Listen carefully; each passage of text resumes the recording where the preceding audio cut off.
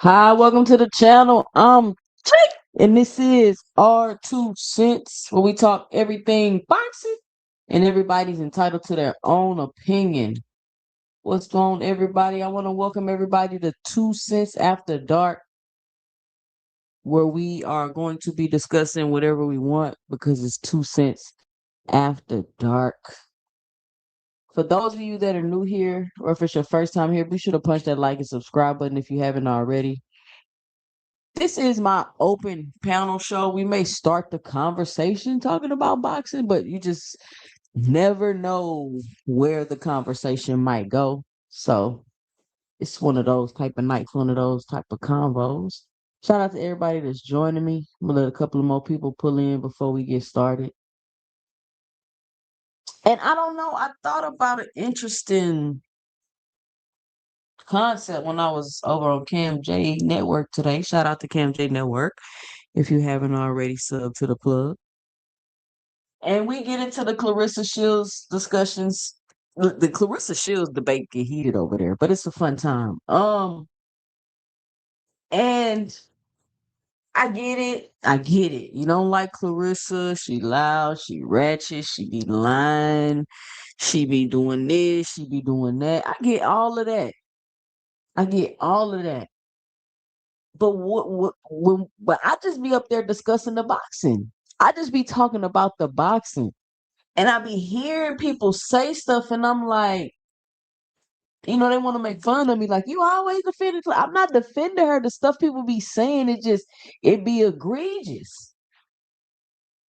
She ain't fought nobody. Somebody put in the comments she got a padded record.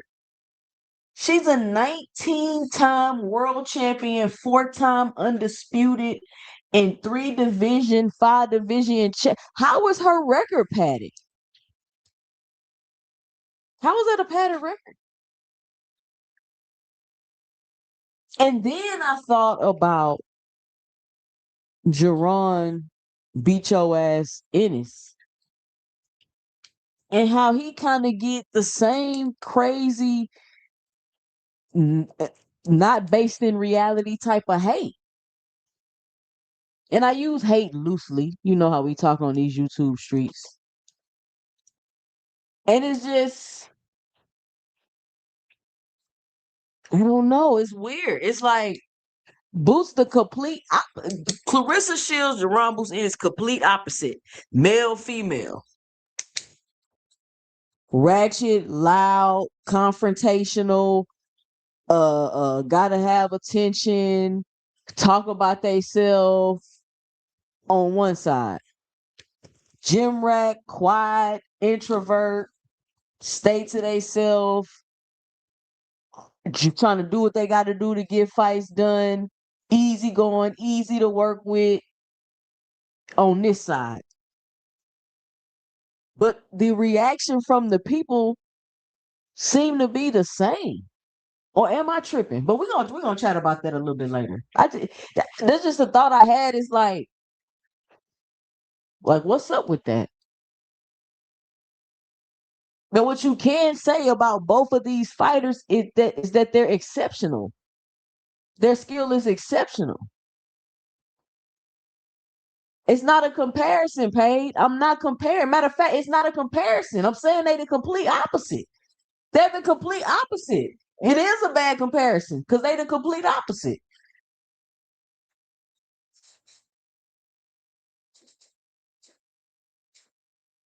But what is the same is that they're both exceptional fighters, generational talents,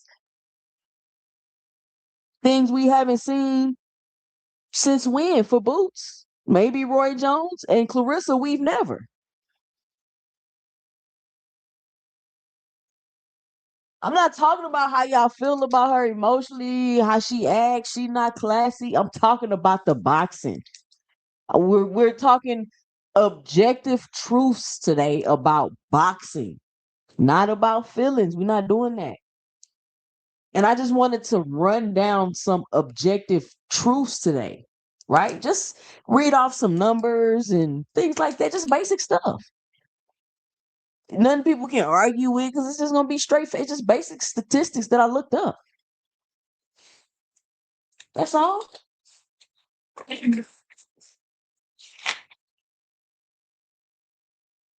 Y'all gonna see what I mean.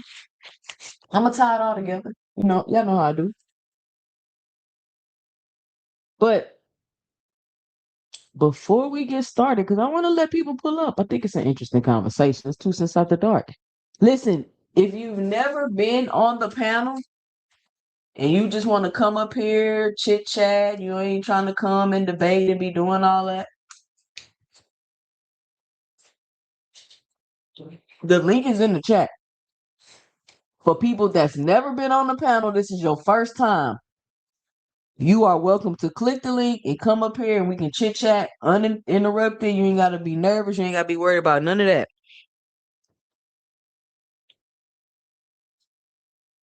That is who the link is for right now. Kadir in the building. Nah, Kadir, you already been up here your first time. You done already. I ain't gonna say that. So let's see what we got. Push the like and subscribe button in the building.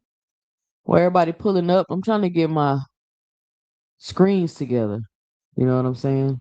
Trying to get my production going. I got the Kick going. If you're not following me on Kick, make sure you follow me on Kick. Gonna get that cracking, blowing and going. There you go. Boom. Follow me on Kick. I need to get to 100 followers, I guess. I don't really know how I'm trying to do it, but my first goal is 100. I'm currently at 17. I got 1,700 subscribers. So I know 100 of y'all, 150 of y'all can roll on over to Kick and subscribe. That shouldn't even be hard. There you go, right there. Click that.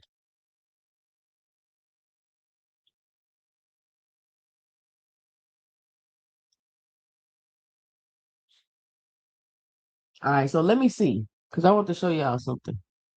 Now, real quick. What y'all think is going on with this Rolly? Cause I'm just looking at Rolly. Y'all remember last time I was like, why is Rolly? I feel like Rolly being so weird. And now I'm looking at Tio and I'm like, why is Tio being so weird? What is up with these guys? Y'all let me know if I'm tripping. But here we go, Tio Shadow.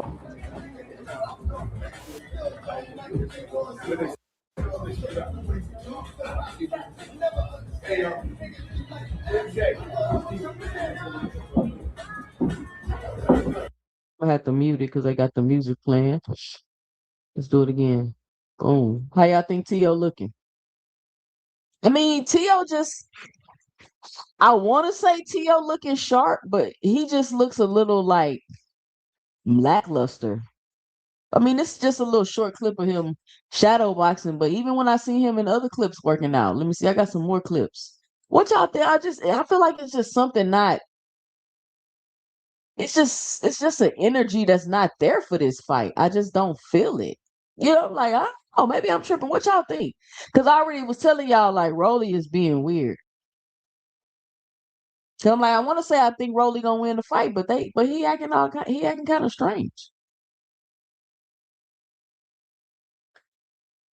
So I'm gonna tell y'all this. This is a video. It says Connor being getting busy and sparring.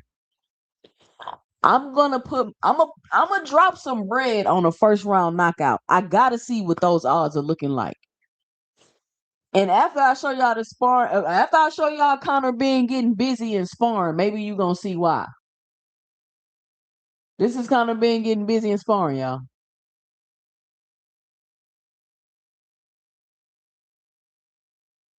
Did y'all really just show me a clip of Connor Ben not throwing a single punch in sparring?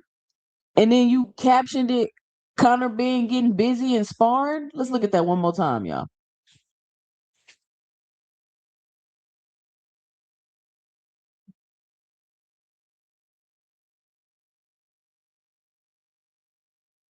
Y'all see this ducking down right here? This was gonna get Connor being knocked out. Look, you see his hands? Do you see You see Connor being hands right here? Here come that left hook. Wow, he out of there.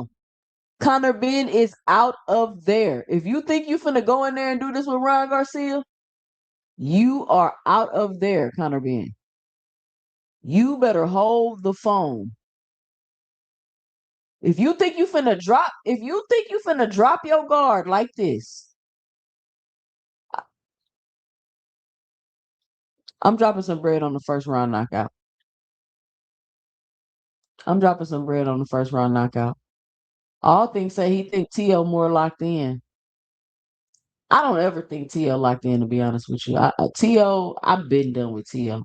I'll never give T.O. no benefit of no doubt, no none of that. I've been done with T.O. a very long time ago. What fight was I done with T.O.? Let me think. What fight was I done with T.O.? It might have been the Cambosis fight. Because T.O. was tripping before that fight. Um, I can't remember what fight exactly it was. But I was like, I'm done with T.O. It might have been the Cambosis fight. So here's Teofimo Lopez talking to AB about how long he's been training.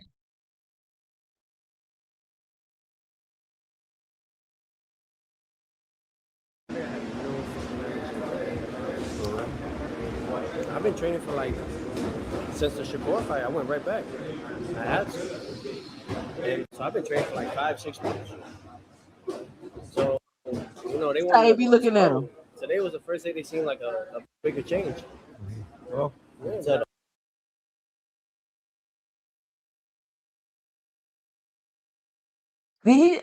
Let me see what he said at the beginning of this. Hold on.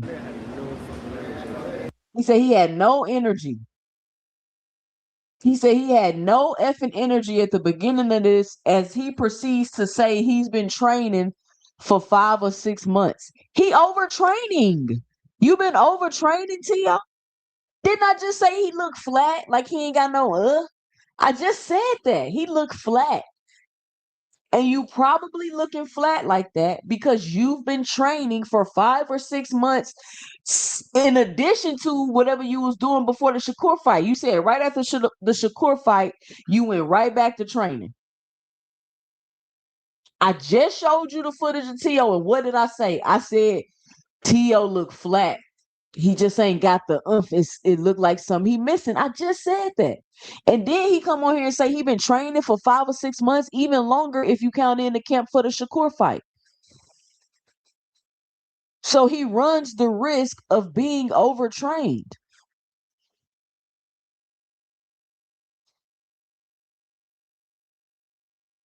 Yeah, you might want to take that into consideration for the fight.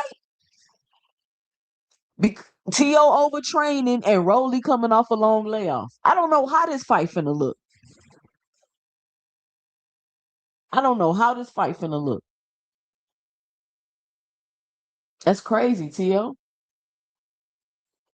And that's what I'm saying. T.O. needs a new team. He got to get a better team. T.O. has to get a better team. Because somebody should tell him you shouldn't be training. I don't even know what to say. Let's see what else T.O. talking about, y'all. Boxing and barbecue. I'm with the Takeover Teofimo Lopez, looking to become a 3-division champion against Rolly Romero in 11 days. Tio, how are you feeling at 147 and how's this camp been? Man, I'm feeling like a champ already, man, and I feel great. I feel prepped, and honestly, I'm so happy. I'm so happy going into this weight class. New ventures, new things, new ideas, and I just can't wait to share all of them when August 22nd when I share the ring with Rolando Romero. Y'all see what I'm saying?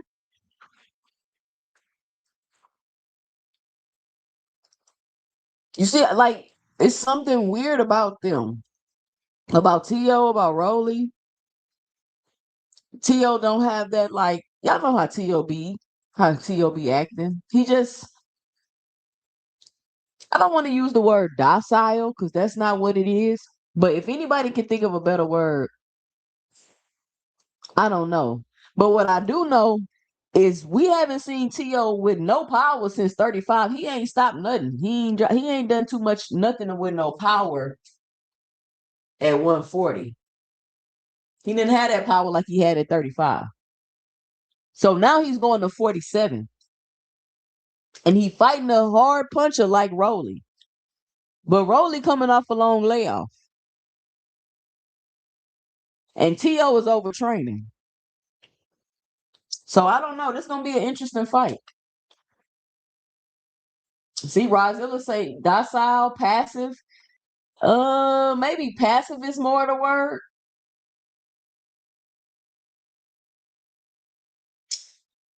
I say, nobody care if they best friends. They agreed to fight. I don't want that somber, sad shit because y'all best friends. I don't want to hear that.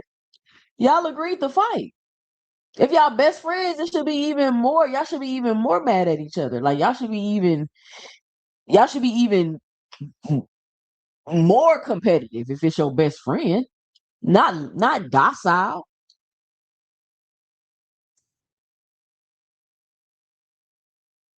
But maybe I'm tripping. Maybe that's just me to be competitive with my friends. Maybe y'all not competitive with y'all friends. Me and my friends couldn't. Maybe now we could do it. We couldn't even play board games and taboo and all that. It got too ridiculous. It got too ridiculous. All right, here we go. T.O. punching on the heavy bag. He just looked like he missing something, y'all. He's been training since like March. Staying busy all day. He said moving up to 147 makes his life easier. Yeah, because I called it out like 5 years ago. I said that once my son goes up to the weight divisions at 147, 154, 160, he's gonna do much better because he's way faster. I ain't going no damn one. Oh shit, that's right. Yeah, with the steak and everything. Oh, I take it back. We already here at Ennis.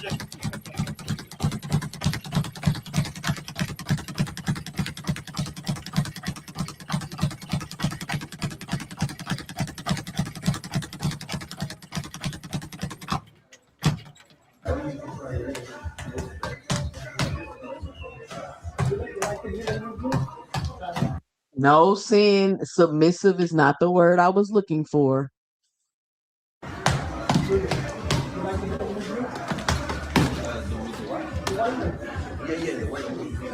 So we have the picture. We left them at this place.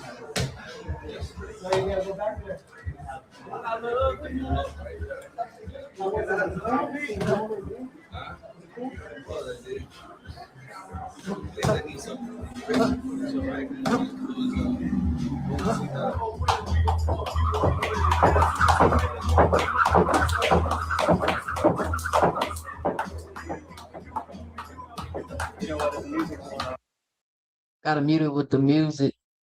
You know what I'm saying? He not dancing. He not doing the tricks with the jump rope. Like, where is Tio? I ain't seen Tio bust not one dance move. Anybody seen Tio bust a dance move to the build up? Okay, he got the rope between the legs. Okay.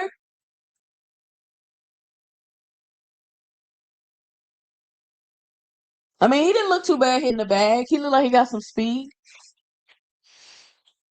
He didn't look too bad.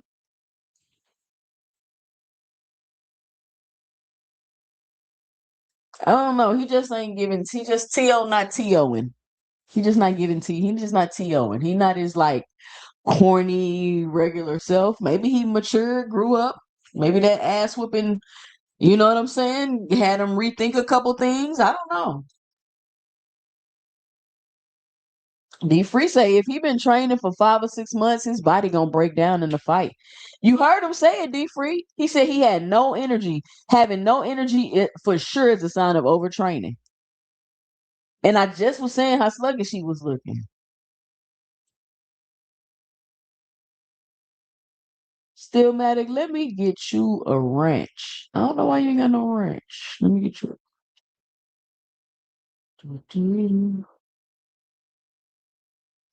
Alright.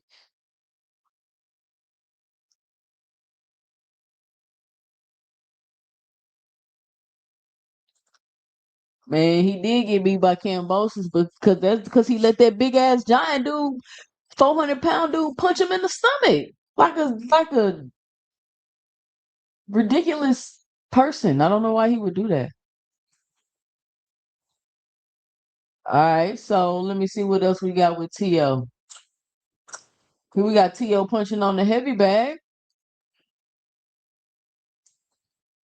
And it's another thing. Like, why is you at the warehouse, T.O.? Why is you at the warehouse with Rona? Why are you not getting ready for your fight? Why are you there?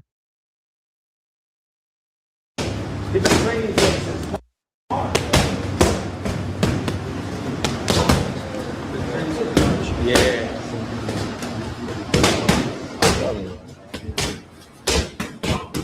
Beautiful. Open up a can of worms. Open up a can of worms. Open up a can of worms.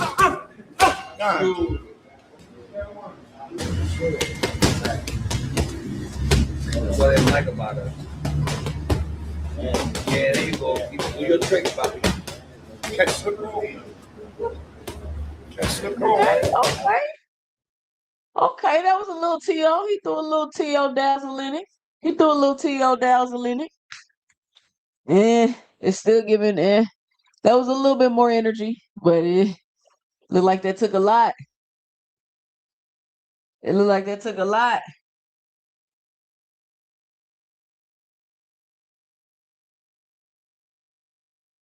Let's see what else we got for T.O. What y'all thinking? What y'all thinking? Am I changing anybody's mind? Anybody changing their pick? All right. Let's see what he tell Broner. Not gonna lie though, that was a good little move to go hop on Broner stream and talk about your fight. Aiming for 3. Let's go, baby. But I think for this one, I'm gonna say till I become undisputed. I say at 47. Yeah. I'm gonna say all the way. I told Haney, me and him at the end, so that we could finally dispute the undisputed, not undisputed thing.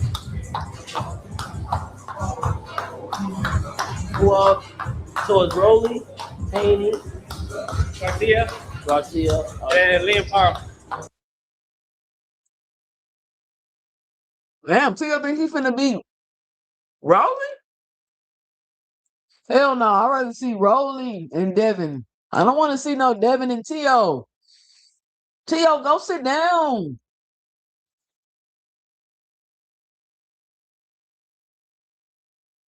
Rolly, please knock Tio ass out. Get him out the way.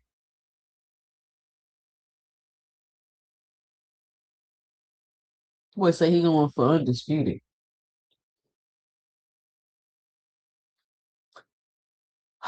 So, y'all remember this? I thought this was funny. Let me pull it up. I'm gonna show y'all that, and then we're gonna switch gears here for a second.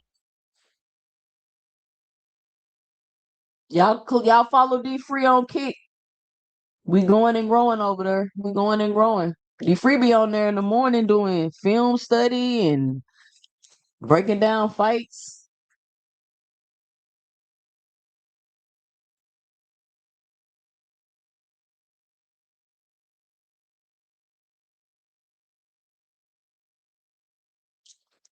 Connor Ben looks terrible, y'all.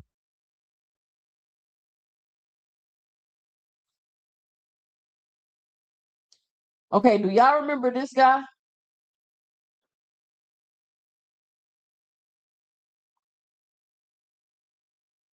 Hold on, I don't know why it's buffering like that.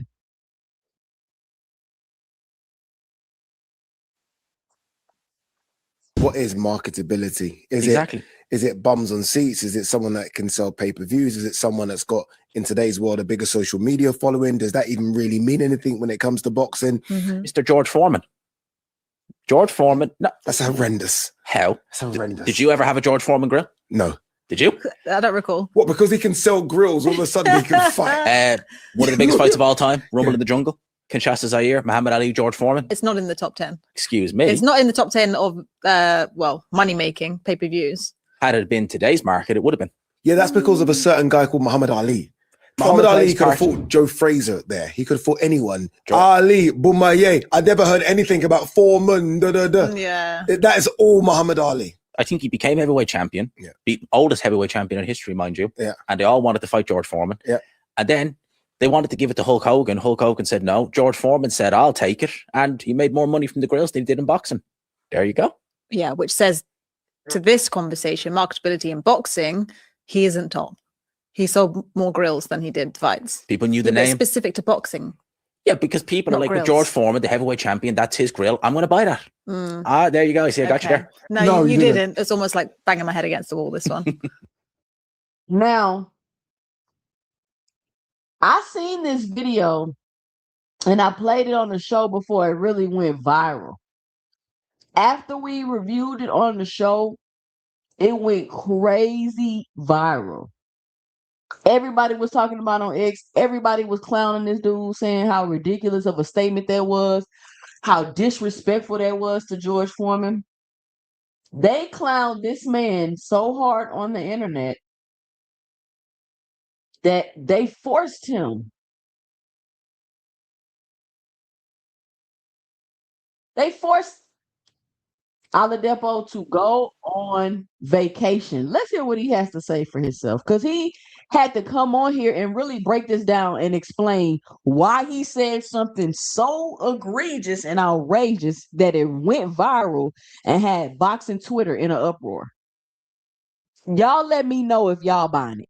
2CENTS, let me know and drop it below if y'all are buying his explanation. I just played what he just said. The clips that are going around have been taken out of context. And maybe Now we taking it out of context. I should have a word with the BBC about clipping me up. But the debate was between me, Liam Goff, G-Man, and Emily Eubank. And I think they asked us to come to the table and discuss the biggest names in the history of the sport. Like, who is the numero uno?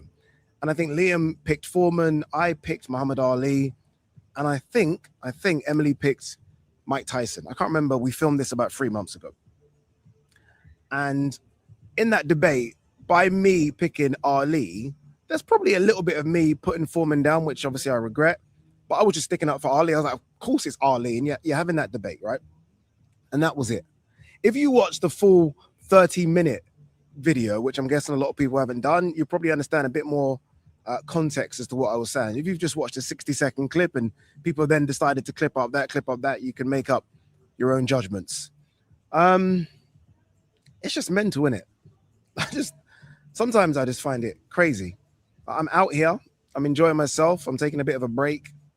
I wanted to press the pause button just because, I mean, life can get a bit on top. I've always spoken about that. And I always try and now protect my fucking inner peace. Man, y'all ran that man into vacation. The internet ran him to a break after he said that ridiculousness about George Foreman and it went viral. Because it was crazy what they were saying, talking about it was taken out of context. Man, listen, that was a crazy, like you really downplayed George Foreman like he didn't sell grills because of what he did in boxing. It didn't make any sense what you said, Aladepo. So enjoy your vacation and think about dumb shit before you say it. And protect your inner peace. Yeah, okay. Ran that man into vacation. I thought that was funny. I just want to show y'all that real quick. Now, oh, here we go. One more thing about Rolly. Let's check out this conversation with Rolly Romero and Mike Coppinger. But look, you win here on August 22nd, and you're going to have back-to-back wins over Ryan Garcia and Teofimo Lopez. What would that say about Rolly Romero on the world-class boxing scene? I want to ask you guys, would I be in the Hall of Fame? I retire the next day, would I be in the Hall of Fame? Not the Hall of Fame, no, but you would. Hell no. Yeah, like what? Well, I mean, what, you guys don't think Teal's a Hall of Famer? I mean, not yet, no, I don't. You guys consider Lomachenko? You know what? No. Tio say, hey, Rolly say, if I beat Tio, am I going in the Hall of Fame? Now, Rolly, I was making the argument for you to make the pound for pound list. I'm making an argument, and that's a little, but the Hall of Fame, Rolly, for beating Tio, come on, Rolly, you reaching with that one. You reaching. I get you with the pound for pound. But the Hall of Fame for beating T.O., I don't know about that. Maybe if you beat Devin, beat T.O., beat Devin, then we could talk about Hall of Fame. Maybe. Well, if you go undisputed at 47, that definitely could be a claim for you. But I feel you though, Rolly. If you want to reach for the stars, reach for the stars. He say T.O. beat Loma. I beat T.O. I beat the man that beat the man. T.O. beat the man that beat the man. They got to count for something, right? I mean, not T.O. Rolly beat the man that beat the man. They got to count for something, right? Or no? Or it don't count for nothing because it's Rolly. Because I know how that stuff like to like flip flop and move around.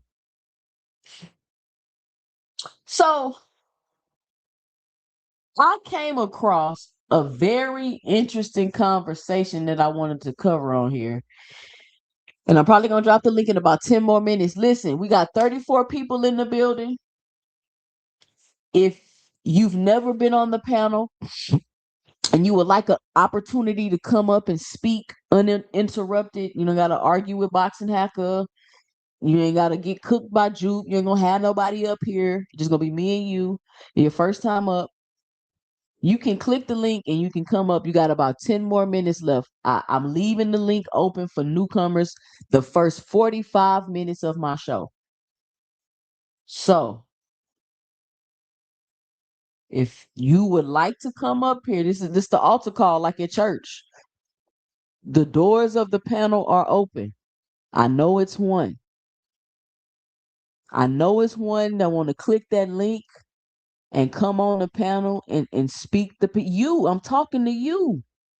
The person right there with that thumb right over that link. Go ahead and click it. I'm right here waiting on you.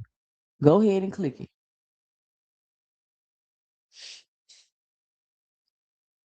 It's no rush. It's no pressure. There's nobody else up here. You can come up here, introduce yourself, speak your piece. I'm telling you, after the first time, it's easy. I know it's one. I know it's one. You got about 8 more minutes. Let me cue up this video real quick, y'all, because we're going to watch it. Now, I started watching it. I seen some pieces of it, and I said, I'm going to go find that video, and me and the 2 centers going to, react to it and bust it down and check it out. So let's pull it up because it's some really strange logic going on. It's some really strange logic going on when it comes to Jaron Boots Ennis. And it's some really strange logic going on when it comes to Claressa T-Rex Shields. So tonight, I just wanted us to discuss the logic, not how we feel, not she ratchet, she loud, we talking about the boxing. We talking about we can do that. We can do that next after dark. We can talk about all the she got to talk about herself and insert herself, and she saying she can beat up Rolly. We can talk about all that the next 2 cents after dark. This one we're gonna just talk about the logic behind the careers and them fighting.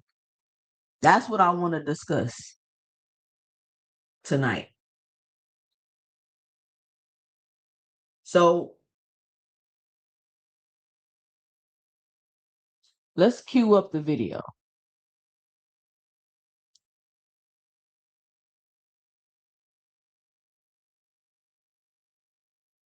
Because I seen Charleston White.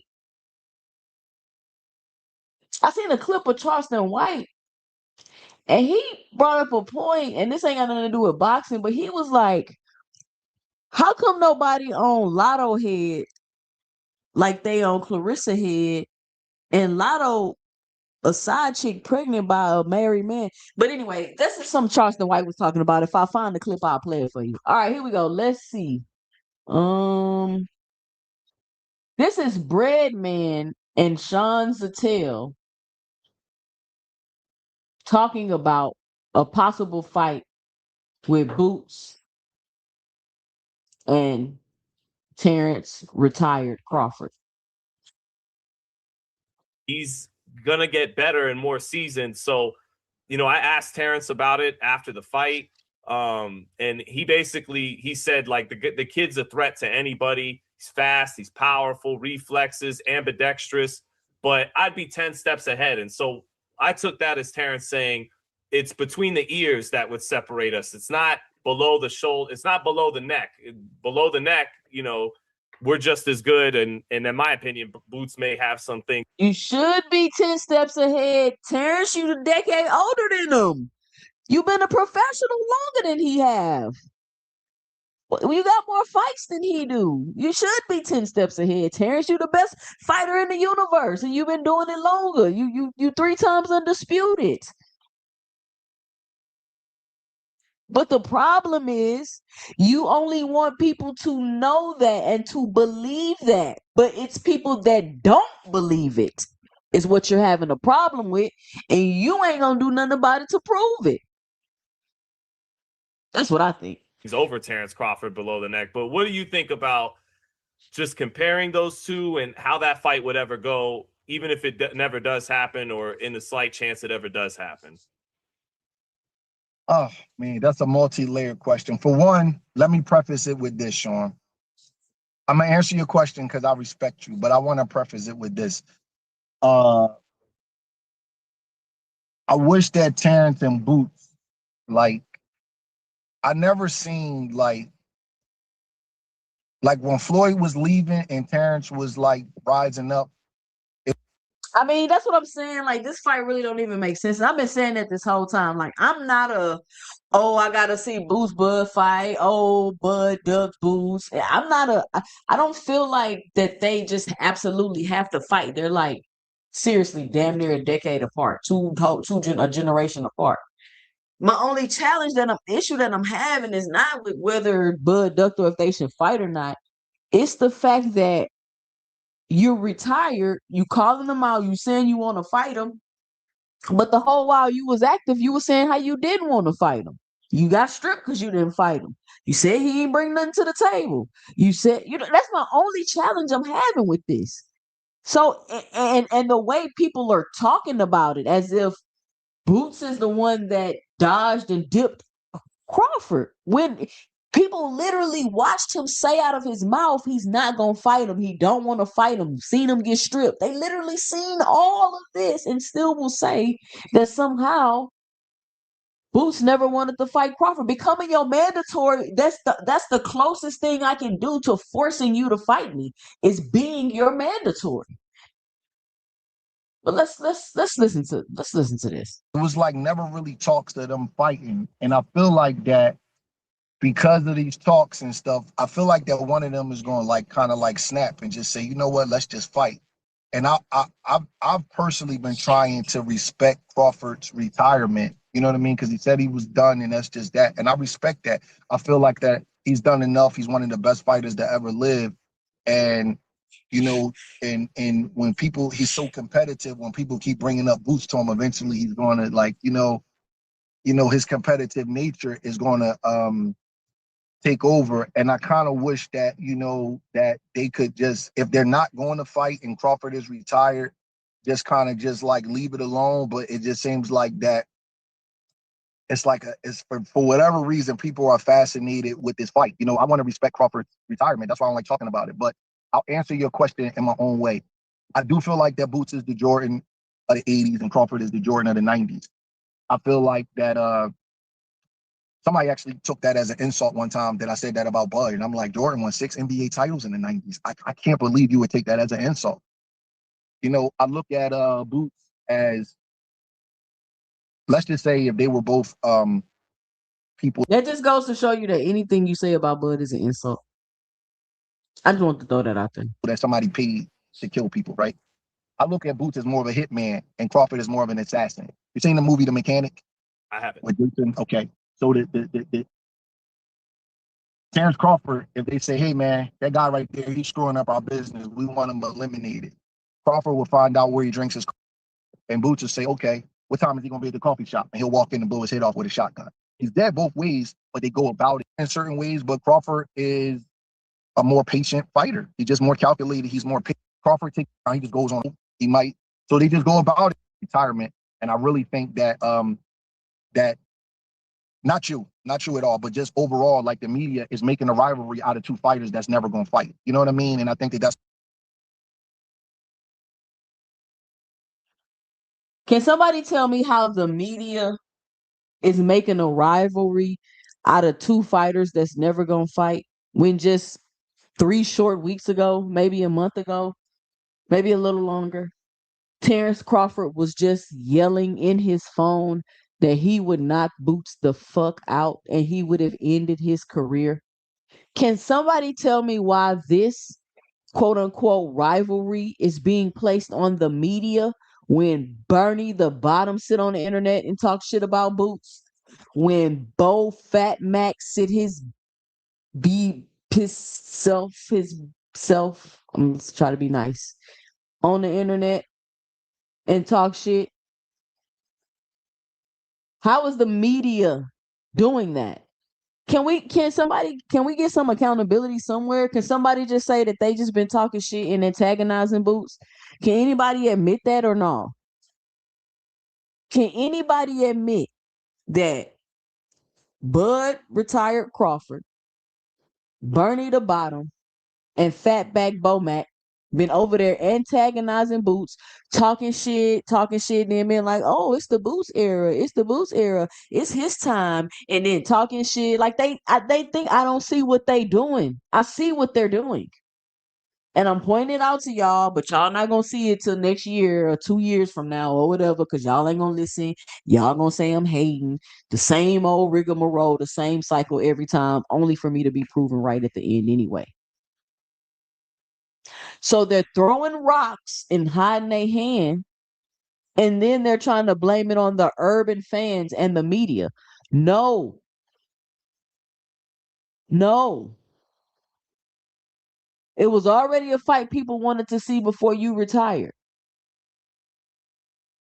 But I mean, Boots is still active. If somebody asks him about Crawford, he said, "Yeah, I beat the shit out of Crawford." That's fine. He's still active. But if you gonna get on the internet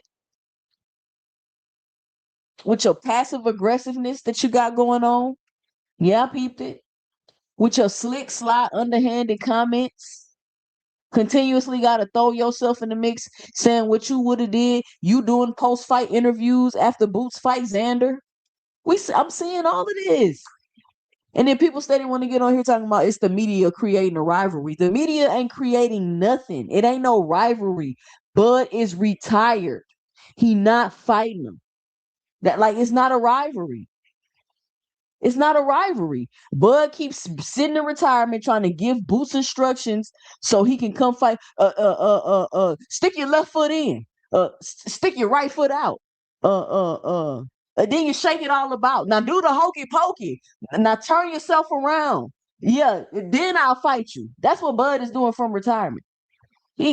Simon says, put your hand up. He giving instructions, trying to tell Boots what to do for him to come fight him. Either you're gonna come and fight him, or you're not gonna fight him. Like that's the bottom line. And if you're not gonna fight him, there's no reason for y'all to keep talking about him. Boots is still active. Boots is still active. He can talk about fighting whoever he want to. He's still active. Bud is not. That's all I'm saying. Let me get these super chats real quick.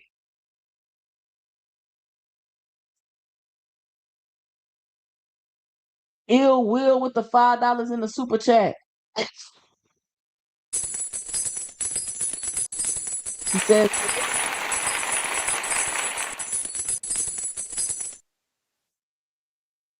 we got Rodzilla with the $1.99 in the super chat. He says, I blame Bill Haney. He put the first battery in Bud. Shout out to Rodzilla with the $1.99.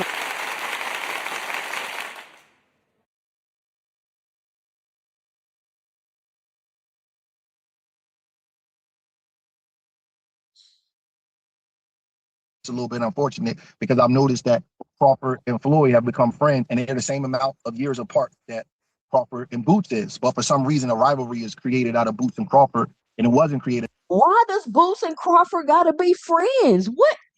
Why does Boots and Crawford gotta be friends? What is up with people in this? Who cares if Terrence and Boots are friends? Like, I'm gonna be honest with y'all, right?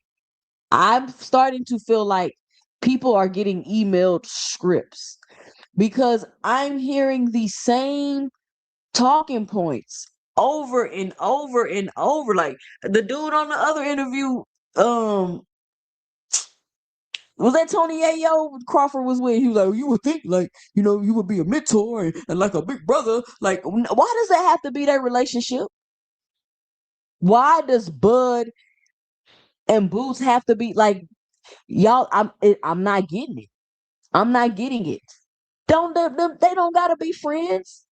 They don't gotta be friends. Bud don't gotta be his mentor. Boots can think he can beat Bud ass. All of this is normal. Why are people acting like this is not normal? Why are people acting like this is not normal? I've never seen grown men care about if other two grown men are gonna be friends. Do y'all do that? Maybe I just don't know. I don't know. I don't know. Maybe men care about other men being friends. The guys I've been around, they don't care nothing at all about shit like that. So I don't know. Maybe they secretly do it together in a group when women ain't around. Out of Floyd. I never heard Floyd say anything bad about Crawford. And Floyd say some funny stuff about fighters, but I've always heard him respect Crawford. And I think this is going to turn into a thing where eventually Boots is going to say, you know what, fuck it, let's fight. You know what I mean? And I think he's trying to respect Crawford. So I don't want to push the fight up and say who I think will win and who I don't think will win. I've always thought it was a great fight, Sean, and I told you that before. I've always Man, thought that it just was answer the question. that the fight was closer than people thought, and because Boots was a little bit unknown and his style seems a little bit reckless, people assume that that he would get blown out by Bud. But I always thought that it was a very competitive fight, no matter who would win on what day. I always thought it was a competitive fight because of the things that Boots brings to the table. You just can't overlook him because you also think that he's vulnerable, because it doesn't work like that. The vulnerability has to be taken advantage of on that night. And a lot of times great fighters and great talents, what they do is they adjust to the night and they adjust to the man in front of them. You know what I mean? Like, I'll give you an example. Crawford may not take the chances with Canelo that he I'm trying to find this part, y'all. beat him up. Brother, talking too much. Or he'll show you that he can show his defense with his hands down. They just So again, Terrence Crawford has absolutely nothing to prove. And he agrees with you without you knowing it, because he wound up saying the same thing. Me and Boots fighting is like people trying to talk about me and Floyd Mayweather fighting. It's two different eras. He even said it's the Boots era. So he gave the man plenty of praise. But a few things. He couldn't help but still break down exactly why he would beat him, right? And Floyd never did that with Terrence. And when Floyd basically is done after Pacquiao, he fought Andre Berto after that. He fought Conor McGregor. But basically, Pacquiao is the last, real Floyd Mayweather fight. Exactly. You know why Floyd didn't do that with Terrence? Because he's not trying to get an imaginary win over Terrence and win the public opinion about he would beat Terrence. That's why. At that point, Terrence Crawford was either still a lightweight or just coming to the junior welterweight division. There was never a time Terrence Crawford and Floyd Mayweather were discussed as opponents. There was never a time they were in the same weight class. Around 2023, there was already talks of them fighting even in 2022, and it winds up being Crawford versus Abanesian. There was that little talk about, well, we could fight on BLK Prime. They were sharing the same weight class. At the time Crawford becomes undisputed, Ennis is clearly the number one threat to him, actually in the same division at the same time. There's been a little bit of heat at the Madrimov fight. They crossed paths in Los Angeles. And Terrence, the only reason I asked Boots about Terrence Crawford in the post-fight is because Terrence couldn't help but tweet with a little bit of shade after the fight. So What did he say? What did he say? He said, I'm going to keep my comments to myself. But what was it? Basically implying, now you guys should know what it is. I'm going to keep my comments to myself, but now you must know what I'm talking about. And somebody tell Breadman to crack a window or cut his air on in his car because he is sweating. Can somebody tell me why you would tweet, I'm going to keep my comments to myself? You're going to comment about how you not going to comment because you're going to keep your comments to yourself. I'm going to run y'all through that process one more time. You're going to grab your phone, take your thumbs, and comment about how you not going to comment because you're going to keep your comments to yourself. I just want y'all to think about that. He said it right after the Boots fight. Then, Sean gets him on the show. I being the nosy reporter that I am, I ask him about it, and he gives Boots nothing but credit. He says it's his era, and he hopes he accomplishes more than even he accomplished, and he wants to see great things for him. Do y'all see how Sean Zattel is pointing out what I just told y'all Crawford be doing? I'm going to talk shit. Oh, I'm going to compliment. And then I'm going to comment about how I'm not going to comment and keep my comments to myself. And then I'm going to do another interview and say how it's the Boost era. Y'all see what I'm saying? Sean Zattel he pointing it out. So I'm not the only one saying it. Sean's saying it too. Him and his family, and that he's happily retired. But the competitor in Bud Crawford couldn't help but also say, I'm 10 steps ahead of him. That's what separates us. I'm one of the greatest counterpunchers of all time. And the openings that Xander Zayas was able to capitalize on, I could capitalize on much better because I'm sharper, I'm faster, I punch harder, and I'm one of the greatest counterpunchers in the sport's history. So there's a lot more there than there ever was with Floyd Mayweather and Terrence Crawford. Now, if Terrence just wants to say his piece and still stay retired, I more than understand and respect that. He was asked and he answered up front and as honest as he could. But selfishly, and this is a sport where one fight can change everything in your life health-wise, so it's nothing to play with. But me, selfishly, not being a family member, not being in anyone's camp, that's like a James, Tony, Mike. You could seldom put two fighters in the ring that could produce that kind of level of high-speed chess and violence at the same time, with absolute heat going both ways, countering each other's counter punches with knockout intentions on the shot. Y'all only think that. Y'all only think that because you just seen Terrence fight old ass Canelo with 1,000 fights and a worn down Spence. All this heat, fire, fast. That shit not gonna look like that in there with boots. I don't think. Bud's older, and this is Bud coming to 54? Is Bud coming back to 54? Because unless he finna wait for Boots to get to 60, what he gonna do? Because if I'm Boots, I don't care what Bud want to come back and do. I'm not worried about Bud. I'm not about to drop everything I'm doing to fight no Bud. That's me personally, my 2 cents. I'm not doing that. Because when you all this, you ain't want to fight me, and I don't know. I don't understand why people just get to just do Boots any old kind of way, and then when they say they want to fight, he just supposed to come a running. He's just supposed to come a running. Like what? Y'all don't have the expectation of no other fighter. Again, the logic behind some of these fighters, I don't understand it. But I'm trying to find this part.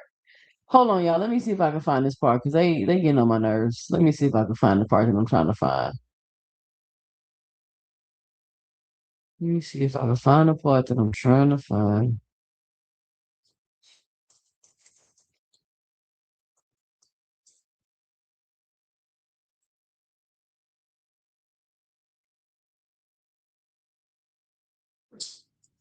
Um, okay, I think I found it. I think I found it.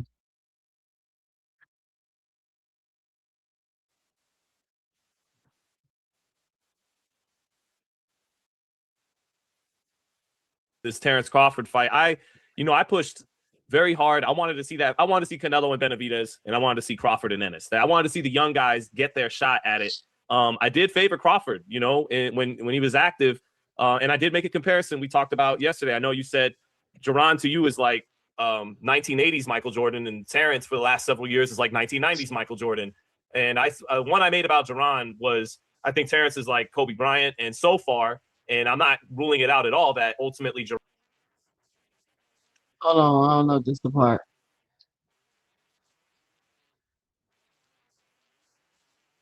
Hold on, y'all. Let me make sure this the right part. Hold on, hold on.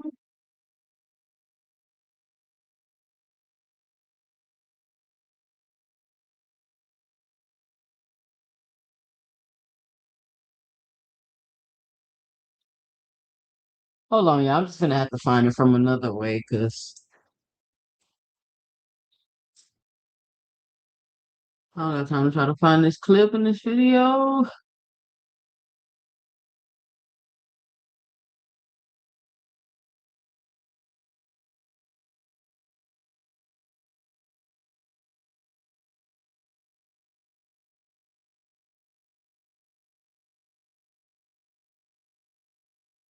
Hold on, y'all, cause I watched it earlier. We gotta check this one out too. I can't believe you said this. Hold on, y'all. Let me check my history.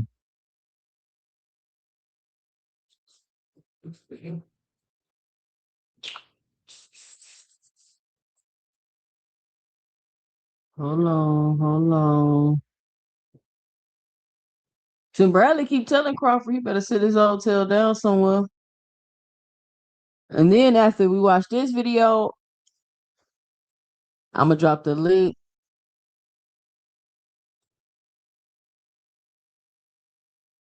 Cause I got about another hour and a half left. Where is the video?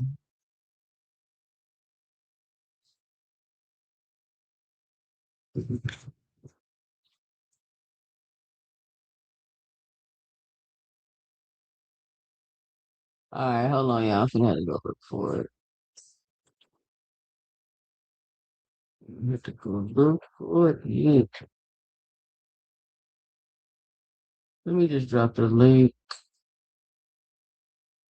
Ladies and gentlemen, the panel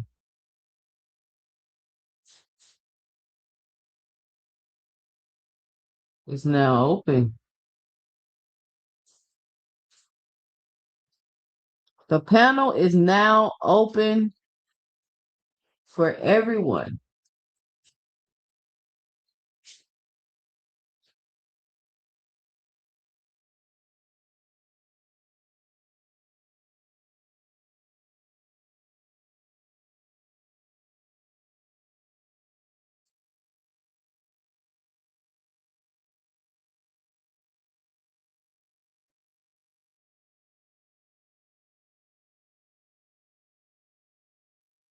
All right, hold on, y'all. I'm coming. Coming. Can you bring some more? Thank you, son. Thank you, son. I think this is it right here. All right, now I don't be agreeing with this dude, but he got this clip I want y'all to see. He having some interesting takes.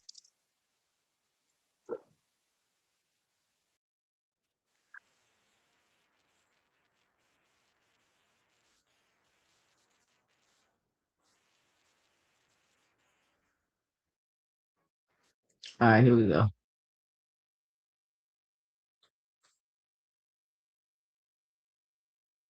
Humbly speaking, I consider myself a historian.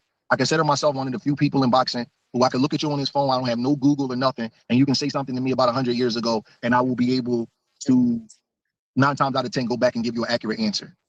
If Bud Crawford comes back out of retirement and beats Boots in his current form, he's probably the best fighter to ever live. I mean, yeah, that's how big of an accomplishment that would be, in my opinion. He's probably on par, if not the best, he's right with Ali and Ray Robinson, because he's beating a guy, and he's almost 40 at the absolute in his prime. That's an ultra talent on a pound for pound list. Nobody in these weight divisions has ever done that in a junior middleweight, welterweight type of divisions with a guy like Boots. Leonard beat Hagler. That was a great accomplishment, but Hagler was older than Leonard. Ali beat Foreman, which is kind of close to that because Foreman was a life taker, but Ali was 32. It would be like if Leonard beat Terry Norris, but actually even more than that. Because respectfully to Terry, I mean, Terry Norris is one of the greatest 154s ever, but it'd be like if Leonard actually won that fight by not, and you could argue Boots, who still has some accomplishments to go, but you could argue Boots is better than Terry Norris already. If not, definitely on a projection to be better than Terry. It would be a little bit bigger than that, because you got to remember Terry Norris was knocked out by Julian Jackson before that. And then, he went on his little title reign. Boots is undefeated. It would be like, I'm going to tell you what it would be like. It would be like if Floyd waited for Crawford to win the title at 147 and came back and said, I'm a fighting and just beating. It would be that. It would be that level, because I believe Crawford won the title at 47 around 2017. Floyd was kind of going by then after the McGregor fight. So it would be like if Floyd let Crawford win a couple of title fights and said, all right, y'all think he's as good as me? Okay. All right, let me show you guys. It will be like if Duran came back in the 80s and beat Whitaker. Yeah. It would be like if Ali beat Holmes in 1980. If Ali was able to beat Holmes in 1980. All right, that's enough. That's enough. Now, fan. I mean, I had to play that, and I get it, Breadman, and KO was telling me earlier, Breadman said he thinks Boots is the best fighter he's ever seen in the gym, but that's not just Breadman's sentiment. For some reason, people seem to think you can beat one and then be the best ever or something. Like, I don't understand that. To be the best ever, that includes your whole body of work. If Terrence Crawford ain't the best ever now in retirement, you're not going to come back out of retirement, beat one fighter, and then become the best ever. That shit don't work like that. And for y'all to sit on Beyonce's internet and say that all Terrence Crawford got to do is be one fighter Hey, to I'll be be the back. best. My audio messed. Okay. You can hear me, 2CENTS? Yeah, I can hear you. Did you And for just say y'all to, Beyonce's internet? yeah, I did. It's Yeah, a you joke. funny as shit. It's a joke. It's an internet joke. Beyonce's But internet was diabolical. I asked, like, did you really say that? That's actually funny though. I mean, like, what are we talking about, guys? Listen, if Terrence come back and beat Boots, whoop de doo, like, good, that's great. Terrence came back, he finally beat a fighter in their prime. But he's not gonna be the best ever. And he didn't fight fighters in their prime while he was active. Why do people think he's gonna come out of retirement and fight a fighter in their prime? Like, I don't get it. I have no desire to see the fight, to be honest with you. I don't care if they fight. I never called for the fight, never asked for the fight.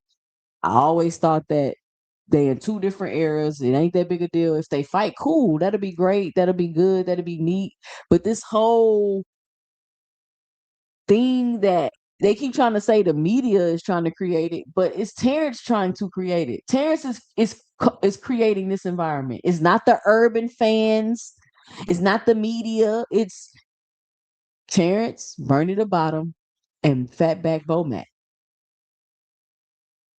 And I can't even understand why is Terrence doing so many. Why is Terrence on so many podcasts and doing so many interviews? Big Supreme. He What you obsessed think? with Boots. That's what it is. He wasn't doing this while he was active. He a bitch ass nigga. Like I like. I don't want to say he a bitch ass nigga 'cause he's a professional fighter and he'll probably whip my ass. But the way he moves is like, bro, like it's alright, man. But like I get it because like all of the greats, they had that trait.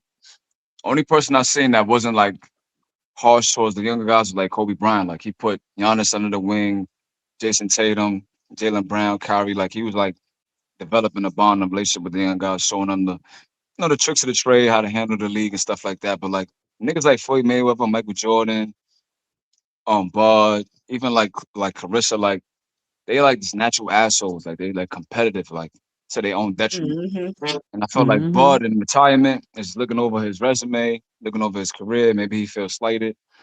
So he's taking it out on Boots, but it's like, yo, bro, like it ain't Boots' That fault that was he's his own electrifying and business exciting. decisions he made. That was Bud's own business decisions he made. It's Bud fault he waited till his last two fights to fight the biggest I fights in his agree. career. Like he did I all just that. think We that's got his Rod mindset Zilla. because you look at like LeBron, right? LeBron and MJ, they don't have like a relationship at all. Like they don't talk to each other. They don't really. He doesn't reach And out they to don't MJ have for to. advice. They don't have to. But what I'm saying is, you look at MJ and Kobe, he gravitated towards Kobe and actually put him under the wing. So I just felt like maybe it's a LeBron and Jordan thing. Maybe he feel like he's Jordan, and this guy's a young Or maybe phenom he like just don't LeBron. like that nigga. Yeah, Jordan don't like LeBron. That's what I'm trying to say. They don't like That's Jordan. what I'm Don't fuck with that saying. nigga. Like they don't gotta like each Jordan, other this whole Jordan don't like niggas, but he fuck with but he, that's he like the Kobe though. what He like the But why Kobe they though. gotta make it? But why does everybody like feel like Boots and Bud should be friends? Like I keep hearing that talking point over and over, and it's like why do people like that type of stuff make me cringe? Like why do they gotta be friends? Like that's They like don't we don't gotta be friends. Like why do y'all keep saying that? like Sugar Ray Leonard. Like he whipped Floyd Mayweather with Pop's ass. He knocked out his pops, but like they actually hang out. Like there's multiple pictures with him hanging out with the family on the jet. At resorts, stuff like that. So like some fighters develop a bond, some fighters don't. I just feel like Ball just an emotional ass nigga. Like I see where this nigga Shakur get it from. Cause like yo, dog, it's not that serious, bro. Like you doing all these But interviews saying what? I don't understand. Like you do a I press don't either. conference Why you based doing on a so nigga many winning? That's crazy. interviews? Shout out This to nigga, this Rozilla nigga won. Jones, Kadir, and Paid in Full on the panel. Oh, what's up, gang? Salute. What's going on? What's And going on, Big everybody? Supreme. And then it's on you, Rozilla. You said who was Yeah, on?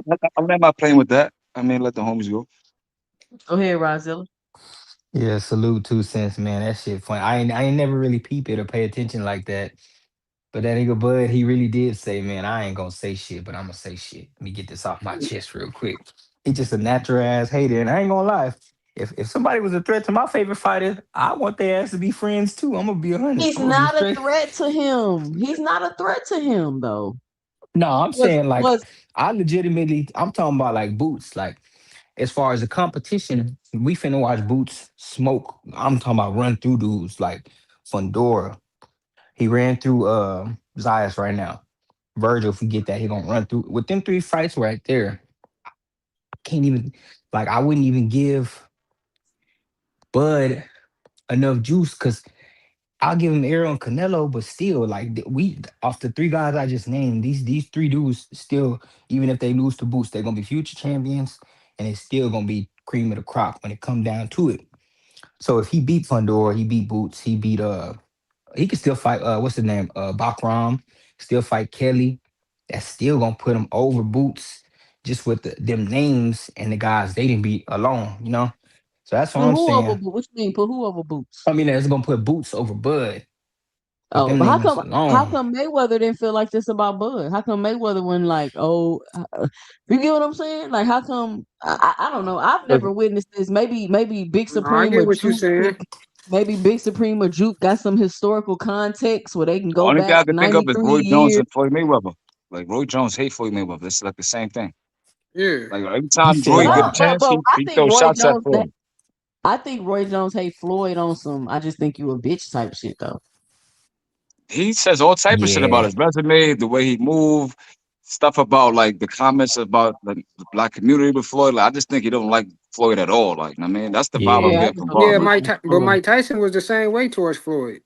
Now, but Mike Tyson and Floyd used to hang out and shit like that. I just think that Floyd just like was like, I don't need you, nigga. Fuck out of here. So like that's what it is. You know what I mean? But I'm saying like Roy Jones, like they never had a relationship at all, to my knowledge. You know what I mean, he But just they could never always even fight criticized him. though. You feel me? They could never even fight each other. Now, That's why I'm I'm just just saying saying, I'm Roy just Yeah. just thinking don't like like. about another like fighter that like was an elite that just can't stand another fighter. Like I think that's the best comparison I got. That's off the top of my head. I I can't think of mean, nobody Kadir, else. what's up, Kadir? What you got? Oh, you was done, You're Rozilla? can You was done, you're Rozilla? Yeah. I was done 2 cents. Go ahead, Kadir. It's on can y'all you. hear? Can y'all hear me? Yeah, we hear you.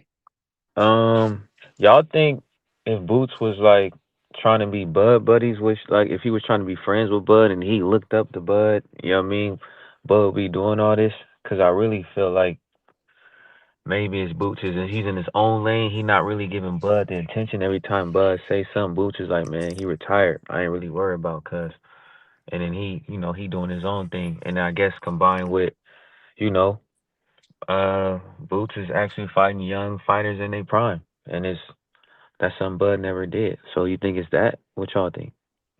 Nah, I I think agree. Bud should be worried about what Boots is doing. You're done with your Bud career, Bud. surpassed Boots. I mean, Bud Also, surpassed too, Boots by Hold Bud is also on, on two now. Boots cents, dick, hacker. yeah, but also Bud 2 cents. surpassed him. Like y'all act like Boots And surpassed. What you Hold so on, if mean? he hacker. What you surpassed mean? Hold on, him, hacker. why he Hold still on, Define time out. Let the me surpass. say hacker, Hold yo? this. on. I ain't gonna lie, you always do Hacker. that Hold shit, on. bro. It's not your turn, hacker. It's Motherfucker. not your Oh, turn, I thought it hacker. was an open question. My bad. No, not My yet. bad, I'm going hacker. down I the just had line. my bad, hacker. I just want to And say let me one thing. say You, this. my Let me fault. say this. Nobody, of course, Bud has surpassed Boots. He's retired. I don't understand why people are keep trying to compare Boots and fucking Bud's career. Bud's career is fucking over. It is done. You cannot compare a fighter in their prime to a fighter that's career is over. That shit is stupid. Stop it. Telling me Bud surpassed Boots. He better had. He better Sure. be surpassed him.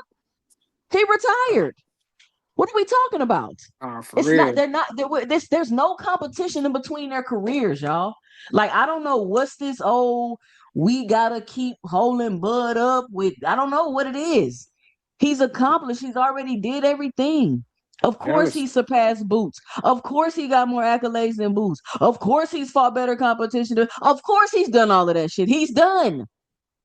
I think He's done. also 2 cents. I think like Bud just wasn't a star long enough. Yeah, that's what it is. Boots is like 29, 30. Like Bud, he only got like 5 minutes of being a star, and he like, I kind of like this. Like, That's his damn, fault. you feel me? Like now it's like, damn, bro, this y'all don't love me no more. Like it's that paid in full Nope. scene. Like you know what I mean? Like the game over with. You know what I'm saying? Yep. Braid, he losing his hairline, braids at his ears. Like he not fresh no more. It's Yeah, it's over over. with. He the old nigga on the porch now. What you You say, feel me? Kadir? He the dude on the porch. Like man, I was cold back in the day. Nah, you Say feel me? his You feel braids me? in his ears. Nah, you not like that. Now Yo, it's like the little his YNs on head the not field. They got like, a little foggy. bro, it's like, hey, you not like that no more. So it's kind of like, Yeah. you know, he on the porch talking shit now, and that's all he could do. Because Yep, yep. Boots got the ability to surpass him, to be honest. I'm And I think saying, that he got his shit at the last minute with that little bit of 5 minutes of fame. Because you got to think he ain't really started getting popping like that until after the Earl Spence fight. So right after the Earl Spence fight, that's when he started getting his notoriety like that. But before then, people weren't Facts. paying attention to him like that. Well, they was, but they wasn't. You know what I'm saying? it They wasn't wasn't. like it wasn't like Boots, cause like you Yeah. became a star when your hairline came at your ears. Like Boots about to have the next 10 years or maybe 7 to 8. He Right. about to go crazy. Like you Right. know what I mean? Like Bud, like damn, bro.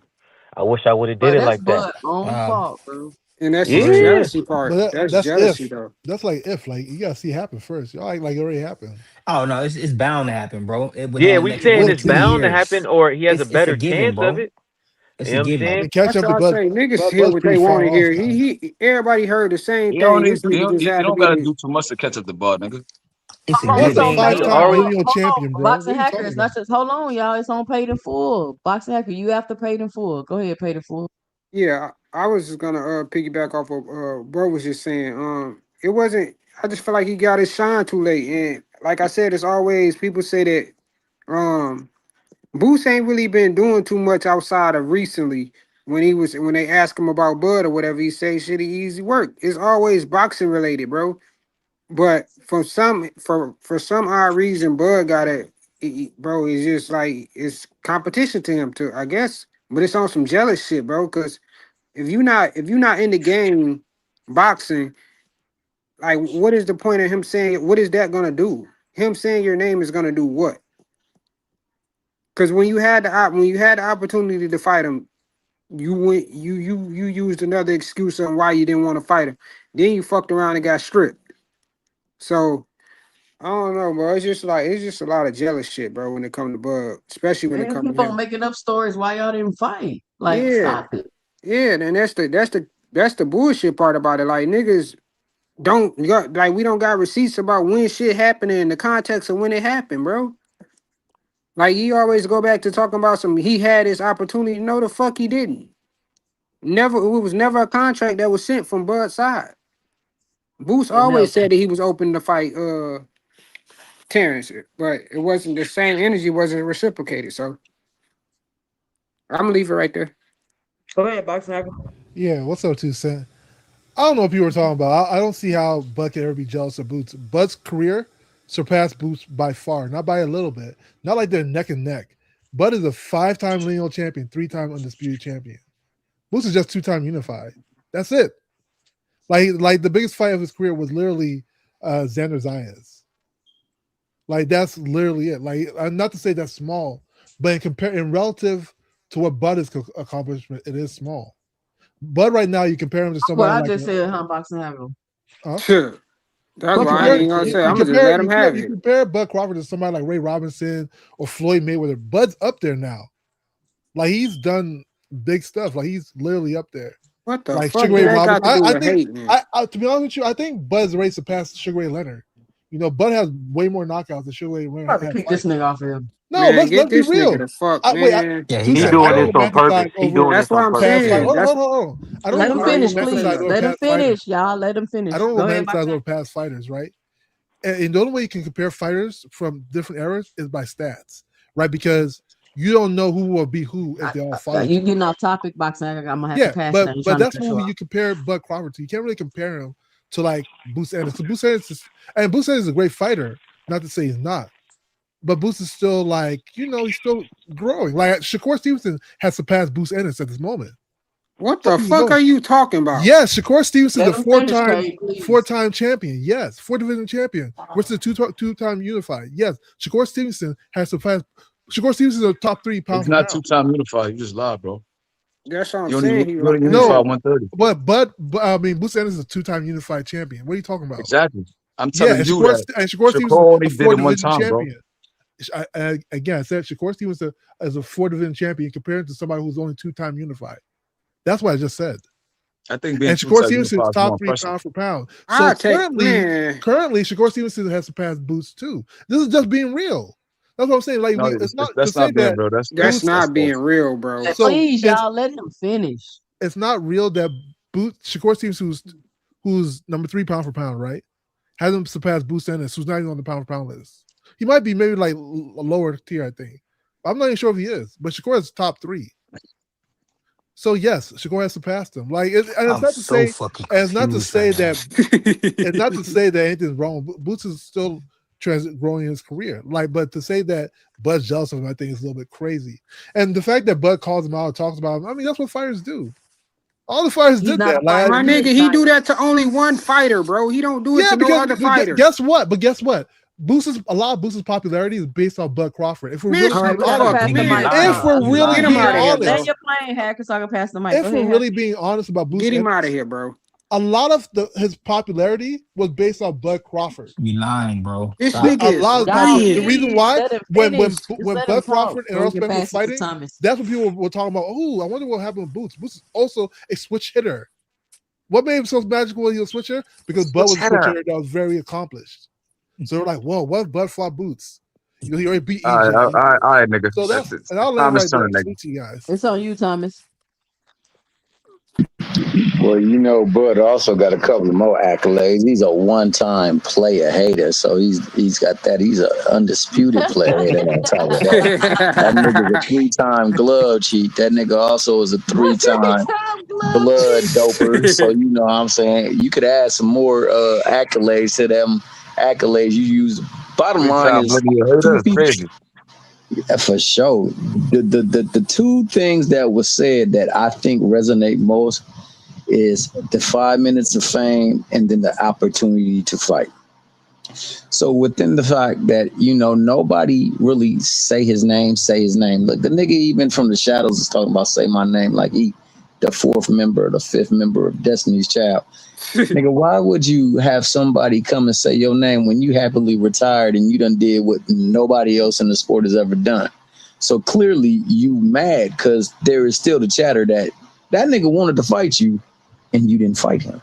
Mm-hmm. In fact, like somebody said, I believe it was the homie Pizzade, you got stripped because you didn't want to fight the nigga. So there's that. And then there's the fact that, you know, all these accolades that my man Hacker just named that just glow up my freaking marquee, nobody still talks about me. Nobody thinks about me. And the fight that somebody credited for his fame, the Spence fight, because that's where he built his fame off of, that one fight. The next fight, the nigga looked like he was Mr. Ordinary. And the nigga didn't look so great. So, you know, there is a lot of circumspect things that we could take and look at and say, yo, you know, was he really that dude? So now you got somebody who got organic buzz. The biggest thing that you can leave in this sport is impact. That's what gets you into the Hall of Fame, your impact to the sport. And without the shenanigans and without the busted gloves and without the accolades, what has been his impact? That he went to court to get some fights or to get a better contract? Was his impact that he over there and dog walked Spence? Was his impact that he fought a broken down Canelo? Nah, his shit look crazy. What has been his impact? Whereas Boots is generating a great impact in the sport.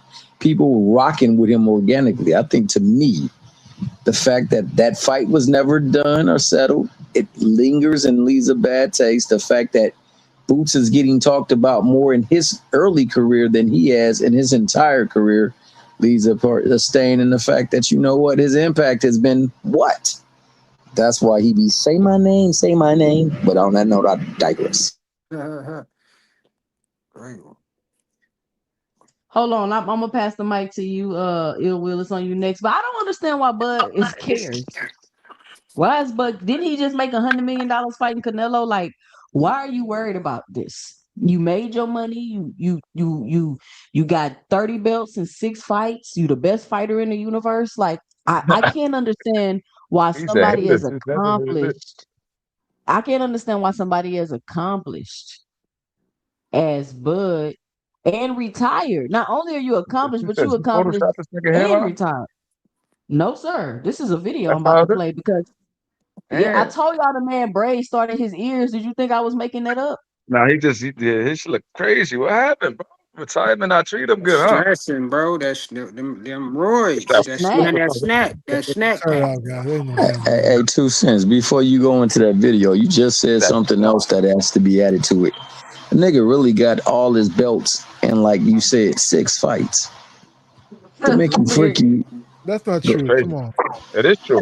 It's more true than it's not, though. Master Hacker, how many fights? No. How many fights did Bud have to win all those belts? Do you know? All those belts? Yeah, how many fights did he have? How I was many about to say he belts had did in he general. get in how many 4. fights? Let's see, 4. Then you have. You don't know. Hold on. He won 5. Then he won 6 from Earl Spence. This nigga trying to carry the one. He won 8 from. He won 6 from Earl carrying Spence. the one. It's crazy. He won 4 from 130, right? 135, 130, yeah. No, he never was at 130, nigga. What you talking about? No, sorry, 130, 140. My bad. He won 4 from 140. Right? Yes, No, Foxhound. And then he won 3 from 140. And then he won one off the guy who beat Pacquiao. I thought you was a Bud Jeff fan, Horn. gang. What's up? Well, I Hold know you on, don't know, hold bro. on. He won I one know. off How you the don't know? fighter. The Jeff Horn. He won one off Jeff of Jeff Horn. Horn. He beat I Earl think he Spence won for 3. 16 belts in. All right, so what I know off the top of my head, Yeah. In he like got 7 5 from fights. Canelo because Canelo had the ring, right? So Yeah. Canelo had all 4 belts in the Ring magazine. That's 5. Then he won Yes. 2 In from one fight. Ndongo. That's 7. He won 3 from Spence. That's 10. And Jeff then Horn is 4. Is Jeff Horn is 11. 11. He beat Manderoff is the guy from 12. UK. So that's 13. And then did Postal have a belt at the WBC, right? Yeah. And then Postal he won a did. belt at 135 too. No, he didn't, bro. Gamboa. Gamboa, yeah. Oh, Gamboa, yeah. Yeah. He fought at He didn't fight 135. Gamboa at 135. 135 is He fought 140. Nah, he Gamboa at fought. No, he 135, fought at right? 135. And what's He the fought guy No, he from did not. Ricky Burns? Gamboa ain't Now no 140 he fought him pounder. at 135 2 cents. Yeah, Gamboa ain't no 140 pounder. He fought him at Gamboa's 135. small. So Yeah. the first belt he ever got was Ricky Burns. I know that for a fact. So Ricky Burns, then Gamboa, and Yeah. then the guys He of his got name. like So that's like what, 17 7 belts in fights? 7 fights. Yes. Exactly. Like 8 or 9 Come on. fights. No, I mean, it's 7. not. It's 7 Hey, fights. it's still It's not good. I one. don't know what y'all say. Well, come on. I'm come just on. saying, gang. Like you make it seem like this nigga just going around whipping niggas' ass like he's Sugar Ray Leonard He or something. is. Sugar, Yo, Sugar I Ray think Leonard is what? he First of all, listen, accomplished hold more on, than hacker, Sugar Ray. hold on. You know what Yo, it is? he Because Hold accomplished on, more y'all. than It's Sugar on Ray. ill Let's not will. do It's that. on ill will. oh yeah, Hacker. go ahead. Well, It's my on bad, ill will.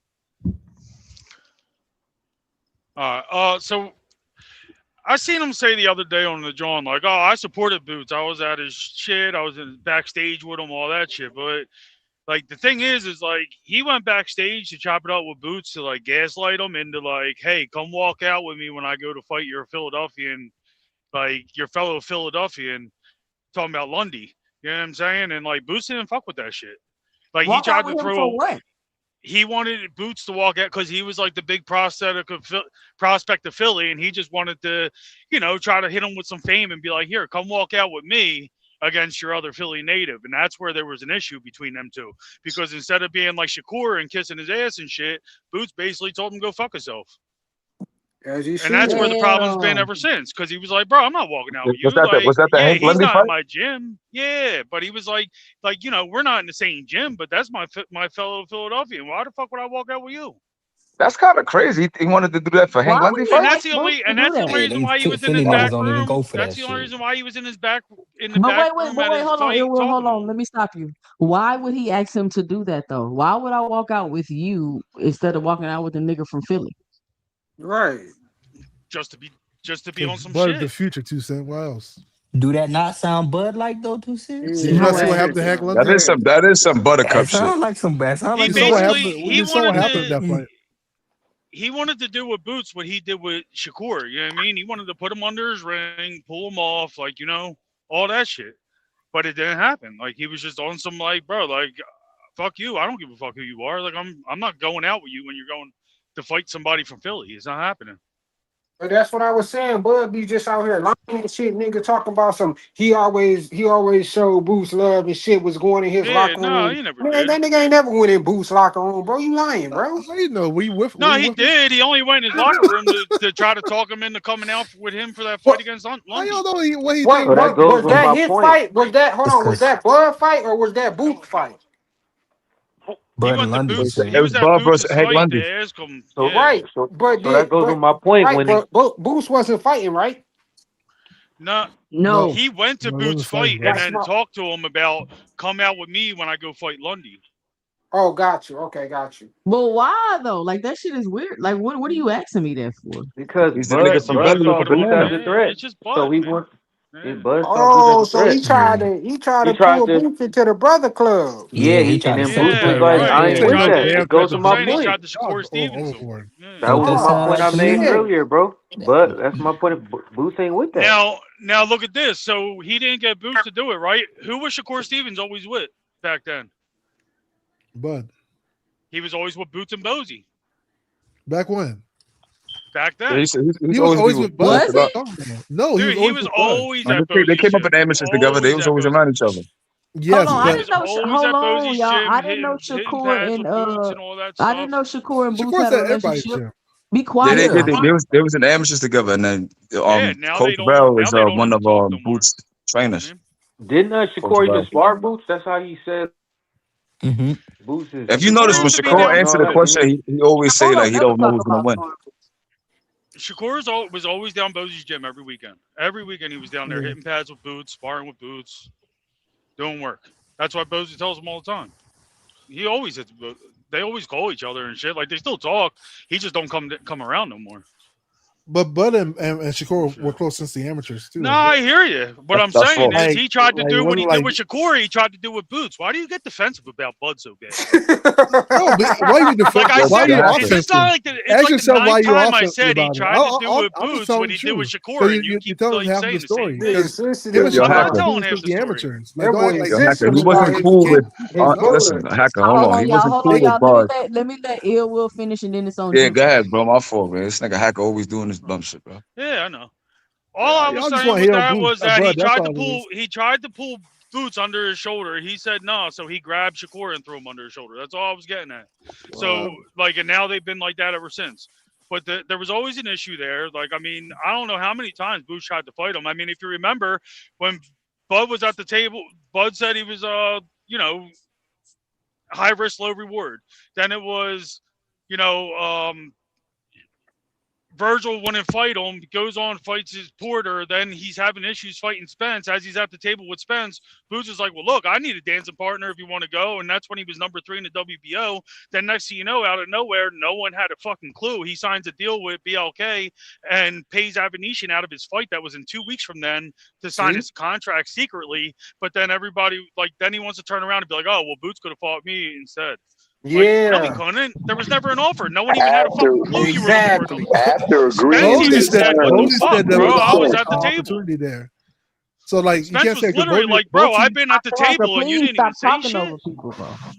Bozy said there was an opportunity there. Why we acting like Bro, Bozy didn't say that? that's not the Avenetian fight. Number one, that was after the fact, and there was no opportunity because there was never a contract, and But he wasn't Bozy signed to said that. BLK at the time. Bozy. I Bro, hear you you. didn't say it was never a contract. It's Stop on YouTube, lying, brother. bro. It's on YouTube. Bozy Bro, said he that said it. That he, It's bro, on they he said they already YouTube. couldn't went do it down his because of path, bro. Showtime. They said They that they said they reached couldn't out to because of All right, Showtime. Showtime. hold on. We're not It's about on to argue about YouTube. this. It's on Juke. It's on Juke. What's up, Juke? Hey, good evening. How y'all doing? We good. Damn, Juke, they was calling for you in the chat. Oh, are they? They said, Why? Juke, there it is. Y'all so silly. Now I'm see No, this. no, you got fanfare, Juke. Go on Today. and cook for him. I really ain't got much to cook on. Well, I had a few things to say, but I was really listening to what Ill Will said because that is so interesting. And I didn't hear everything you said because folks was talking over you, and I really wanted to hear more. But from what I did gather, that is so interesting about because I love when somebody gives me a different perspective, and you're saying that he wanted Bruce to come out with him during Lundy. I'm like, okay, I knew that they knew of each other, and I did know that Shakur had trained with Bozy because Shakur always talked about his experiences sparring Boots, right? And how like, oh, I could do that with him, blah blah blah. I just didn't realize how early it was because back if it was during the Lundy days, that was like Boots had like just debuted professionally. You know what I'm saying? So he was really young. You know what I'm saying? So um, that's interesting, but it's not as far fetched now. I think about it because we keep because it's so funny. I remember someone what social media app was on. I was on some social media app recently where someone was like, "Oh, Boots would have got further if he had like paid respect to Bud and kind of like got down with the crew." And I'm like, this is not Love Island. This is not Big Brother. This is like boxing. This is a gladiator sport. We're not supposed to be. They're not supposed to be building alliances. Like that's just not the way the sport's supposed to be. So it might explain. So now that you see, that's the biggest criticism of Shakur right now. So now seeing that, and I keep seeing Bud say stuff like, "Oh, I looked out for him. Blah blah blah." It seems like maybe it could have potentially started with Bud. Like maybe that's a thing that they do, like a whole like a whole I don't know alliances building thing, which is weird. But either way, what I came to say is that I think that I think what's crazy that okay, like Bud has all these accolades. Like I think everybody's talking about that ad nauseum. You know, I know that yet even though those belts, he got a lot of belts in a very few fights, which I agree. But you know, this kind of like highlights or exposes how, as great as accolades can be, they'll never be the end all be all, because if that was the case, some Bud fans, not all, because I'm a Bud fan, I'm not doing that. Some Bud fans and Bud himself and his team would not be itching and so obsessed with Boots. Like if that's what it was, like for example, somebody who I know was completely satisfied with their career when they retired, even though we say he a hater, it's Floyd Mayweather. He'll say what I did, blah blah, but I've never seen him do a press conference with anyone's fight. I've never seen him throw shots at Boots. I mean, not Boots. Spence nor Bud. Like, you know, he'll say he was the best what he did in his era. And if anything, he threw shots at the person he beat, which was Canelo. You know what I'm saying? But okay, that's fine. He never did that, and he never felt the need. He doesn't have like the undisputed and all that. But it didn't matter because he had the fights, and what people are gonna remember are the fights. People are not gonna remember these belts and what belt was on the line. Sometimes I remember, sometimes I don't. You have to go and dig it. You remember the fights. Everyone forever remembers Hagler versus Hearn. Everyone remembers Tommy versus Hagler. I mean, Hagler versus Hearn. It's like you don't gotta know, what belt was on the line. It don't matter. It was an amazing fight. Like that's what's going to stick out are the fights and the competition and were you both in prime. So I think the problem that some Bud fans are having, and maybe some of Bud's team, is that they don't like that this dude is getting, some attention so close. I think KO had a good point. So close after the fact that I retired, right? Because Bud, people like, oh, Bud surpassed Boots. Well, Bud can't surpass Boots because he was already in front of Boots. You can't surpass somebody that is behind you. Again, Boots is like 10 years younger than Bud, right? So that doesn't, only you can't surpass someone you're supposed to be ahead of. Like that's right. So I think that I feel like, if that's the case, if you felt that way, people have been saying so and so could beat Floyd. People have been saying Bud could potentially beat Floyd forever. Y'all notice that Floyd ain't been bothered by it at all. And we all know that Floyd is very just. He ain't been bothered by that. He did what he's supposed to do. He left very, very little meat on the table because he mixed it up with pretty much everyone of his era. And I'm thinking that that's what's happening. So I don't get it. I wish Bud team would just stop talking about Boots. If they're asked about Boots, just be like, okay, he's a great fighter, Unfortunately, we know that there were different eras, and leave it alone. They're keeping this conversation alive because Boots is not entertaining them at all. It makes you look, it's giving you the look of like a bitter Betty or like you're dragging it because this man ain't even a bitter baby mama.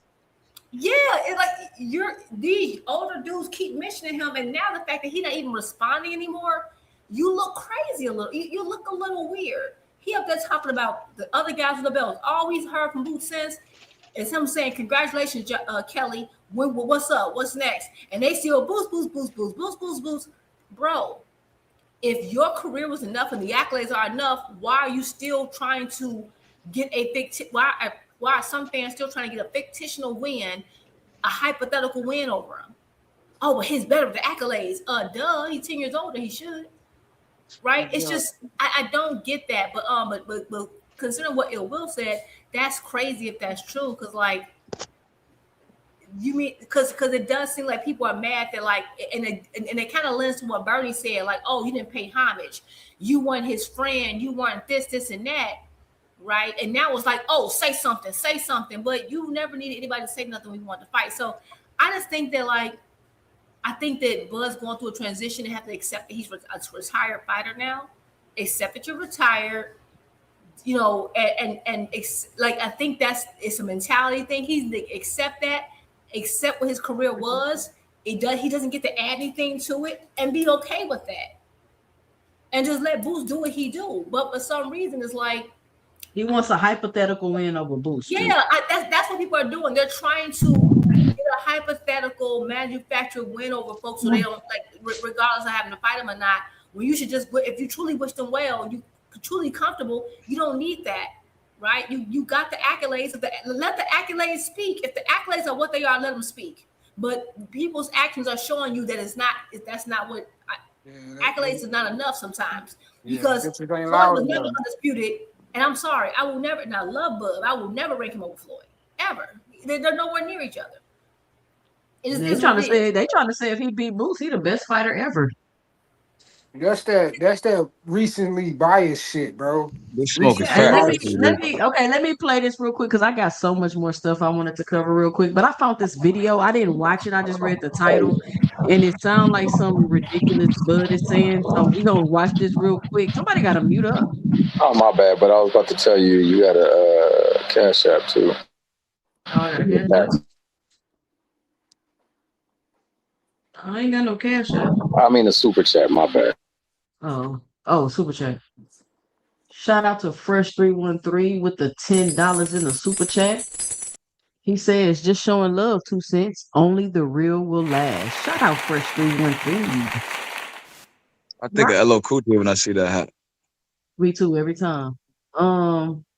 Okay, we're gonna watch this real quick, and then I want to show y'all a Virgil video, and then I really wanted to get into this Boots Claressa discussion, even though we kind of having the Boots discussion right now with the logic, but it's more kind of like with Bud. But I have to read y'all Serrano, Katie Taylor, and Claressa Shields' accomplishments because I want to just talk about the logic behind fighters because I be having a lot of emotional conversations about Shields. I don't want to do that because I just want to talk about the boxing. I just want to talk about the boxing, and we don't get to that. But let's watch this video real quick. Why this nigga Bud look like Delroy Lindo? Y'all know who that is? I don't know who that is. Used to bother me at first with Errol Spence because I used to just be like, man, I used to feel like they was using my name to build him up at first. Because if you remember, I was already undisputed. I was already a two-weight world champion. Before I came in the division, I was already, somebody that people already knew about. I was already that person. Now, marketing wise, like he was marketing way better than I was because they was pushing him because he came out the Olympics and things like that. So my name was definitely out there, but it wasn't probably in the urban community as much as, Spence because he got the Cowboys and he got. Why does this nigga keep saying the urban community? I want to say nigga so bad. This nigga think he Michael Jordan. Did he just contradict himself in the first sentence? Oh my God! Did this nigga say they used Spence? They used his name to build up Spence, but then said Spence was marketed better because of he came out. I know it went tripping, right? Like, yes, he did. I just want to say one thing, right? Does anybody know? So if the urban community didn't know him, what community knew him? What community knew him, y'all? What community? Nebraska. Which communities was supporting Bud? Which communities? Do y'all know? Nebraskans. The suburban community. The boxing community supported Bud. Everybody that knows boxing supported Bud. That's what's in the United States, the biggest, based on statistics, in the United States, the largest boxing fan bases, demographics, are Latino Americans, specifically Mexican Americans and Black Americans. Those are the two largest. Like you do have, like I'm not saying you don't have any, Caucasian white fans. Of course you do, but the largest segments tend to be Black, Mexican, and then Puerto Rican is a slightly smaller subset. You're starting to get a little bit Eastern European, Ukrainian. Like here in Chicago, we have a large Ukrainian population, but for the most part, it's Black and Mexican. So if you're saying if he's signaling Black folk or urban community, if they don't know you in boxing, well, then that's like almost like 50 to 45% of the fans. That's not true because the British community is still there too. Right? I said in the United States. In America, nigga. I said 3 times in the United States. This thing is critical. He don't listen, bro. I mean, it's a world sport. I mean, you can't just say rappers he was around. Talking about a specific demographic. Hold on. Boxing hacker, stop it, bro. You're not listening, okay? You're just trying to create an argument. We understand this. Hold on, listen. Hold on, Drew. Hold on. We're not. It's a world sport. We're not trying to argue about if it's a world sport. She was making a point about the United States. U.S. market. I specifically said it 3 times. All right, here we go. Was more in tune with him because he was getting pushed to the media. Now me, I didn't like to do a lot of media. I didn't like to talk, too much. So people that was diehard boxing fans knew who I was and things like just that. The average fans, the average fans, you might got, a few that knew who I was, but So how the F, Terrence Crawford, did they use you to build up Spence' name? Does anybody remember who O'Neal Bell you is? got this guy over here that somewhat in boxing he didn't know. He like, I don't know who this guy is. But do you think it's these other fighters had more of marketing machines behind them? No, I think some of them do, but like, all right, a few people sent me this clip, and I see why. All right. Does anybody remember who O'Neal Bell is? Y'all wonder why Shakur speaks the way he speaks. He learned from Bud. Yeah, it I makes guess sense. somebody remember that nigga. Yeah, I don't know who he is. What's up, D Free? Now O'Neal Bell was What you got undisputed for at the show, D? cruiserweight, 2007. What's good? What's good? What's up? Nobody We got gives a D fuck Free about and that Ennis nigga. on the Enigma. Yeah, I came up here because Boxer had you up here pushing this daggone narrative that there was an opportunity for Boots. There was no opportunity for Boots to fight Bud. There was no opportunity. Oh my The only God. opportunity is if Bud would have offered him to fight. Bud never offered him to fight. BLK Prime came to them to try to make the fight. They And told that's him the that opportunity. They told him that they needed to talk to Showtime. Yes. Showtime spoke with BLK Prime. BLK Prime did not have Bud signed to make a fight. So there was no opportunity. Yes, there was. It wasn't. No, you cannot make a opportunity when you don't have a person signed. That's all you was doing was trying to get Boost to sign to BLK Prime. Once he signed that contract, now he's obligated to fight for BLK Prime, whether it's Bud or anybody else. He's obligated to fight on BLK Prime. He signed a contract to have his next fight on BLK Prime. That was the whole thing. They didn't have a fight lined up for Boots. That Right. even Zab Judah came out, who was the president of BLK Prime, said there was no offer sent. We couldn't come to an agreement because they didn't have Bud signed. Yeah. Exactly. There was an opportunity though, right? I don't Yes, say no. you Oh, literally no. started off with the Boxing opportunity. The hacker. opportunity is Boxing if you went to hacker. You gotta BLK stop the Prime. bullshit, Boxing man. hacker. You Listen. gotta drag it. Shit, Hold on, man. y'all. Listen. Let me talk. I can't talk loud. Listen. We're not finna waste time arguing about that boxing hacker. D Free said what he had to say about it, and you said what you have to say about it. We're not about to debate that right now. Okay, I just want to say that there was an opportunity. The opportunity was All right. basically what We you said heard at the you. beginning. All right, nigga. All right, let these three go, bro. Hey, Hacker, this is a show though, dog. Nah, but this is what I want to say because I ain't got that much time left. Now I got two things. We can either go over these Claressa Shield stats first, or we can review this Virgil Ortiz video. Which one y'all want to do? Let me do the Let's Caressa do series. Nah, Virgil. Yeah, y'all been dogging on Virgil too much lately. Let's Now, do we've Clarissa. been talking about Claressa for the last couple of days.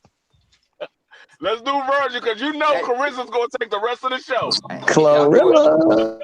I gotta mute up. You know, 2CENTS gonna go act I just nutty. gotta run some stats. It's just some stats. It's just some stats I'm about to run down. Now, I seen you in the comments earlier. I know I you gotta ready to clarify more some smoke. things. I gotta clarify some things because it's a lot of confusion going on. Because it's a lot of people that just don't know what they talking about. Yeah, let them know what Miss Papoose done did in the sport, man. That's what it is. Chlorilla time. Let's do this video with Virgil. So no, Miss Papoose. Yeah, and I'm gonna refrain from providing a receipt from Zab Judah himself, but we'll talk about that another day. Oh, we already showed that on here. They don't care about facts. I know. Okay, yeah. So yeah, ain't no point. I've already showed them that they don't care. Yeah, they gonna. I can't believe Papoose made that song. She got a bad room body. Bucket naked. Like she really dated Papoose. Like that's crazy. I don't know how Papoose got next to her, bro. That's crazy. Claressa could do better, but yo, Claressa, if you hear me, baby, I love you. She ain't gonna listen, bro. I know already. I've been hitting her up. 2CENTS, why you can I say something while you queuing up your receipt? Oh, it's here. What's up? Okay. Listen. Let me tell y'all something, right? I'm gonna have to say that nobody pisses me off more than Virgil except Tyson Fury. I don't know why. Like, I I like just Fury. don't That's like. crazy. I don't like Virgil. Yeah, Like, he's full of shit. he is such a like one of those people you just can't He take a bitch. serious. Like, you just can't trust. You just can't believe. Like, and then they He like to might throw rocks and hide their hand. Like, he's one of those type of people, in my he opinion. might be he might be the most underrated clout chaser in the sport of boxing. He be doing his clout chasing low key. Like D he free. he be He not tapping over into here them. on 2 cents boxing. We calling it out every time. Not over here on No, 2 cents I do boxing. agree. Virgil do get a lot. Virgil gets away with a lot. He A He not does. lot getting too. I ain't listen. gonna when you lie, for real. when we be talking about the clout chase is a select few guys that we bring up, but Virgil be low key clout chasing He like in a that bug hoe. out this joint. Right. Ever since Virgil held up that duck with Boots' head on it, I've been on his ass. I've been on his ass. Right. Like of Everything. all Go people, back and check the catalog because Just a goddamn Virgil shame. Virgil Ortiz, they are the biggest capping. Ever since he said he needed 48 months to fight Boots, I was already side-eyeing him since then. Like, what the fuck you mean 48 months? Why would you say that out loud out your mouth? I He think I ducked him feel I before was that. riding for him. Yeah, I He 48 remember got months. he killed. had I was rhabdomyolysis, getting man. murdered. Isn't that like 4 years? Is my math wrong? It's late. That I'm nigga tired. need time to juice. So That's Well, let you crazy. me know he was supposed to fight Boots in that IBF eliminator and refused to and took the McKinson fight instead. That's why they yeah, had to don't move. want to fight. That's why they had to How, move Castillo Clayton up a bro? spot to get him in This there. this is why I start spazzing anytime somebody say anything about something Boots need to do to try to fight Virgil. How many times Virgil got to show y'all he don't want to fight Boots? How Yeah. It's many been times? 5. How in And, how many weight divisions does he need to do it? and that's my issue that I was trying to explain. Like I don't understand. Like they were, oh, you gotta, I hate the whole call your bluff thing. Like the stars should not be chasing around the non-stars. Like, what do you mean? I gotta every time you say something, it's up to me to prove that you're lying. No, once he tried and you didn't do it, that's it. Like I'm not about to respond every time you get trigger happy on Twitter. Yeah. Like I mean, he can be ignored. I What's think up, D? Boots should forget Virgil, man. He could just fight the champions. What's the point of fighting Virgil anyway? There's no point in fighting Virgil. Let's Virgil listen ain't to got this no cat here. titles, man. It Why you would go for fighting? the ring belt would be on the line for that. Now, This Man, fuck gonna now that this hold ring on. Why gonna belt. would this it be? interview gonna Virgil piss ain't got y'all no off, bro. titles. Cause that nigga did a That's what I'm lot of saying. fucking Talking about whining. someone. Hold on, I Bray. want to Don't see him tell fight him. a champion. Let him build I'm his gonna record. tell you why there's a reason for him to fight Virgil. The reason for him to fight Virgil is so he doesn't end up like Bud, regretting that he didn't take the fight. Man, That's why fuck Virgil's he not a Virgil. He champion, did bro. take the Virgil fight. needs to fight a From a champion. money Boots is standpoint, I can a understand unified that. champion. He I'm don't with got to No, fight but that. I'm hold with nobody. on, that. D He Free. Hold on. He did take the fight, D Free, and they said he had to shave his beard, and he can't wear colorful Exactly. gloves, and he couldn't no. tie his shoes during the And fight. he He had to took the cut his fight. beard like They on giving weird him shit. Zufa. They giving him Zufa rules. I Exactly. understand what you're So saying, it's not the but he same want thing as Bud. It's not the same thing yeah, as Bud. it's Booze not did it's not everything right. It's not the same thing. You try. The thing is that, and I think like, oh, but Virgil's a better fight. Why don't you want the better fight? Boots did what he's supposed to do. Once you try to make the fight that we want, and that person says no, you are no longer obligated to do anything else because I, you can't. You can look Yeah. back on your career and know that you did what you tried to make the fight. You don't need him. You don't. I'm I not didn't about I to. didn't I didn't say he need him. I didn't say he has to fight him next, but he's going to fight him. I'm not saying he needs to fight him next, but that is a fight that the fans want to see. It's Yes, similar and you to tried. similar to yeah, Hold no, on, what I'm Juke. Let saying him finish, Juke. it's similar to Lennox Lewis and Riddick Bowe. Both of those guys regretted that they didn't make that fight happen. No, Lennox Even said he no. Lennox said he don't regret hold nothing up, because he tried. No, he don't. You gotta let him no, but finish. Who what I'm saying regrets is, it? Hold on, but what I'm saying is they both regret not that fight not happening. No, they Lennox don't. said it before. I regret that fight not happening. Both said I regret that fight not happening. They didn't fight because of the money aspect. It wasn't because they were scared of each other. It's because both said, I don't feel that he should get 50-50. I'm the champion. He's my mandatory. So they regretted it after they finished the sport of boxing. They regret not having that fight Right. happen What I'm because saying is, at the end of everybody the wanted to day, see it. I get you. But guess Hold what? on, y'all. Let me run through the video. I ain't got that much time left. But go ahead, Drew. You can wrap it up. I was gonna say that Lennox said he wished they would. He said they wish that fight would have happened. He don't regret anything he did. His career went on to be fine. Lennox is known as one of the greatest heavyweights of all time. He is Bo who has the regrets, and that's what's gonna happen here. Like Lennox is fine. Bo wasn't. Yeah, Virgil bullshitting D Free. Lennox did everything right, just like everything right. I'm not saying I'm I'm gonna not saying up for real, because man, I'm not saying Virgil not at fault. What I'm saying is the fight is a fight that everybody wants to see happen. I hear you, and guess what? It's gonna be a fight that he's gonna get always offered, bro. All right, one mic. Hold on. Let me let Hold on, Drew. Let me let Rozilla go. Go ahead, Rozilla.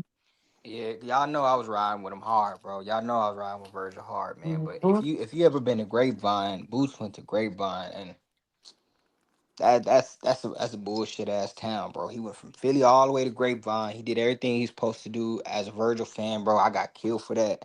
He better take whatever he get. If he don't take the offer, I ain't even tripping at Boots. Never give him another opportunity because he went out of his way to do that with the man, and it really left a sour taste in my mouth as a fan when he started that tweeting shit after Desire's fight. That was off the wall, bro. It said everything right then.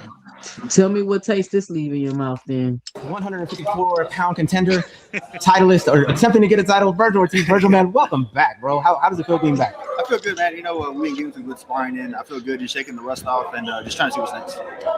Let's just get right into it since you said that. What is next for Virgil Ortiz? What does Virgil Ortiz want next?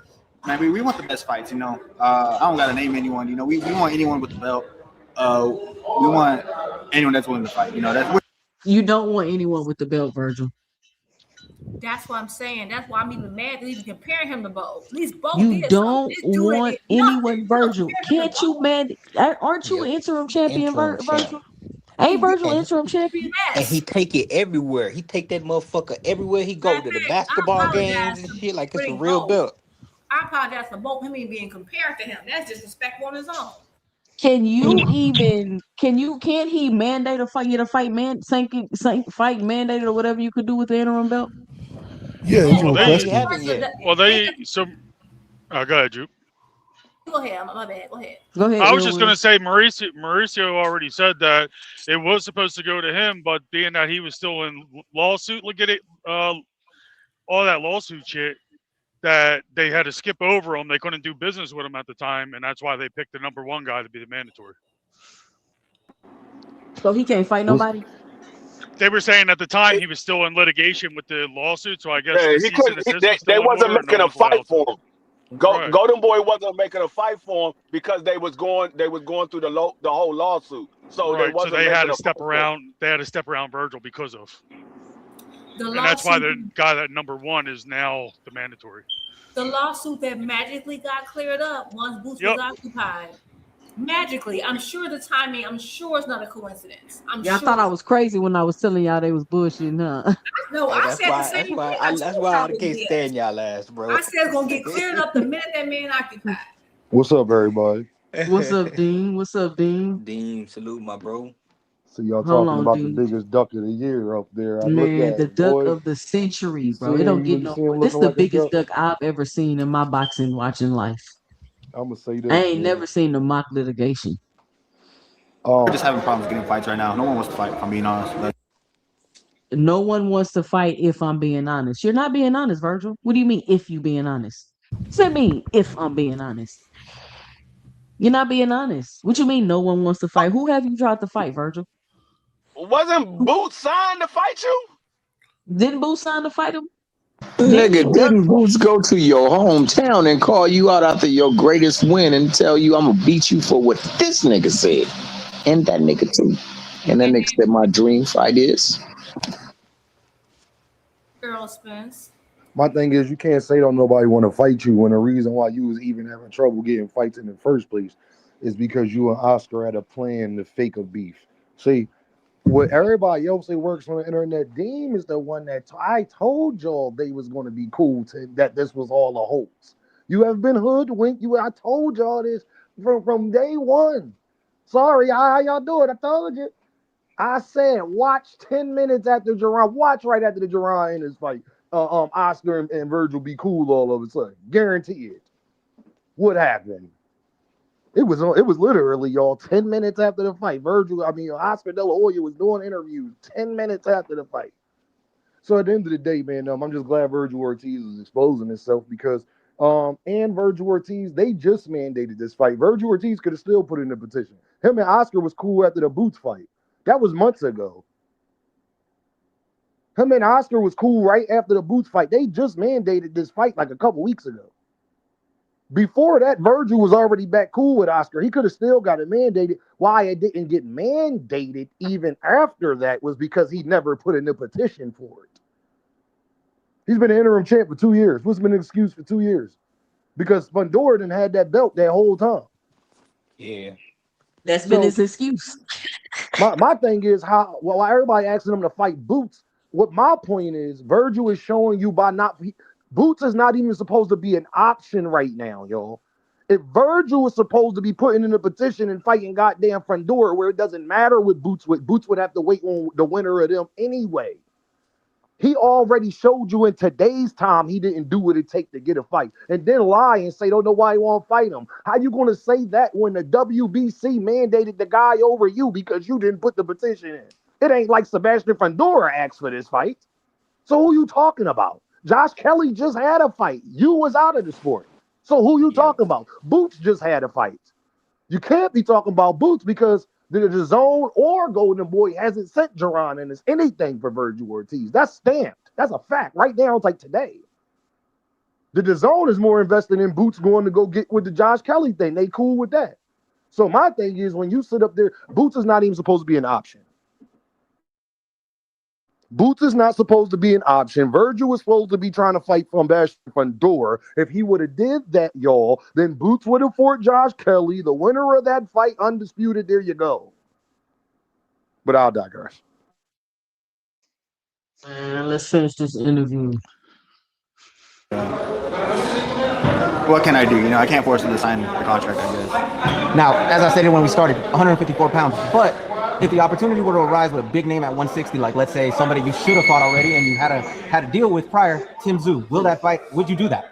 I'm definitely open to anything for sure. I wouldn't be opposed to it at all. Yeah. If a move like that were to happen, like let's say, like you said, you were going for the title, so that's Boots, that's Josh Kelly, and that's Fundora. If that doesn't arise, and I know, man, Virgil not about to fight none of them. He about to run to 160 and go fight Tim Tszyu. Definitely. And to do a Golden Boy in-house Arnold Barboza or some shit, have him move. He about to run to 160 and go fucking fight Tim Tszyu. Remember he was already trying to fight Earl Spence, but Earl Spence and Tim Tszyu fought, and who won? Tim Tszyu. I wouldn't be surprised if Virgil ran his soft, slimy little self up to 160 and fought Tim Tszyu. It's his new dream fight. So you know what Virgil does, y'all, that I don't like? He pulls a Shakur Stevenson move. What do you mean by that, Dean? What I mean by that is they pop a lot of shit, but then they try to blame it on their managers in the business and act like they don't know what's going on. While popping shit. Do you know what's going on or not? If you don't know what's going on, you can't pop it and say you want this, that, and third, because then you sit up there and say you just let your managers and Oscar and them decide who you want to fight. So you got to pick one, gangster. Is you involved or you're not?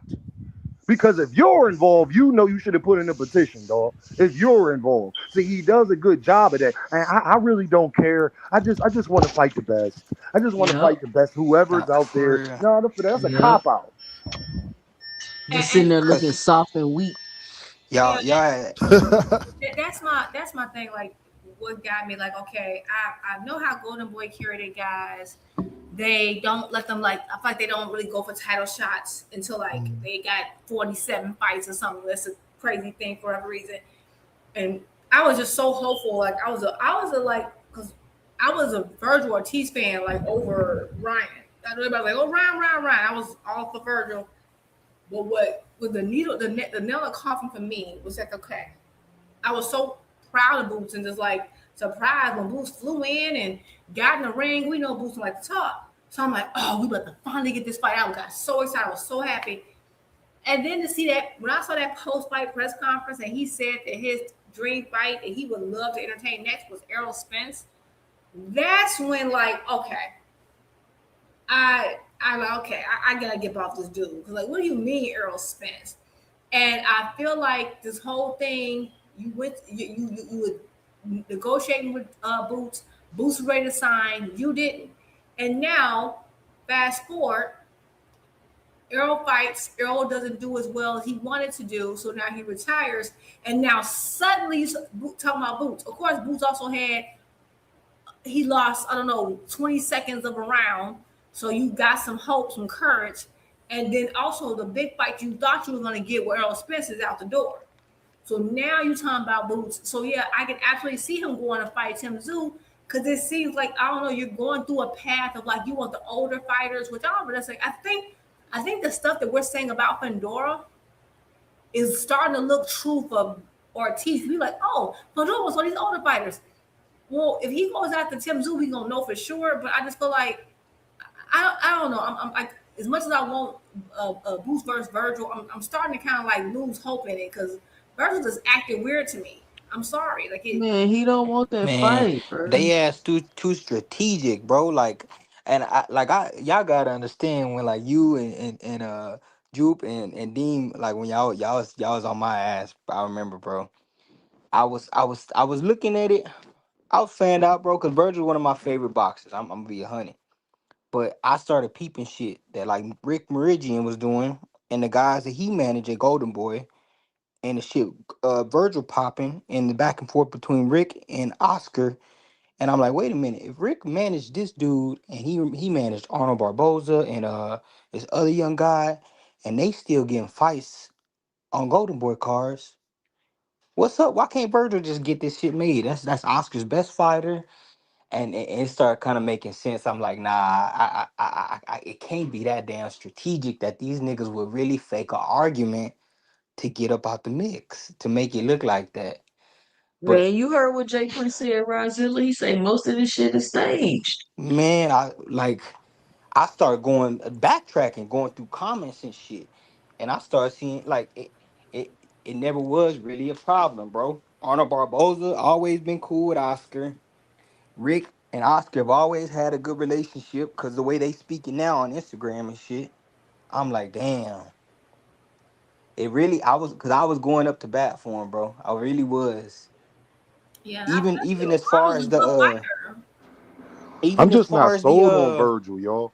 I'm not it's the sold on him, and theatrics, people bro. can't. When you start seeing that, Right, right, right. I want to know what made him good. Like, I'm still trying to figure this That's out with Mr. not. Ortiz. I Like, don't who know has what he fought? What has he no done that he we ain't say done he's good? nothing at 154. He ain't I mean, done he hasn't He done. nothing beat I yet. mean, Madrimov. he's Madrimov was a fought good some win. good. To be it's fair, cause Virgil He has beat fought. who? Madrimov. He's fought some good fighters. He's yeah. fought some good And then he fighters. beat what's And his name? I like his style too, Deem. I can't say I hit his I style, think bro. Virgil's I like talent. his style.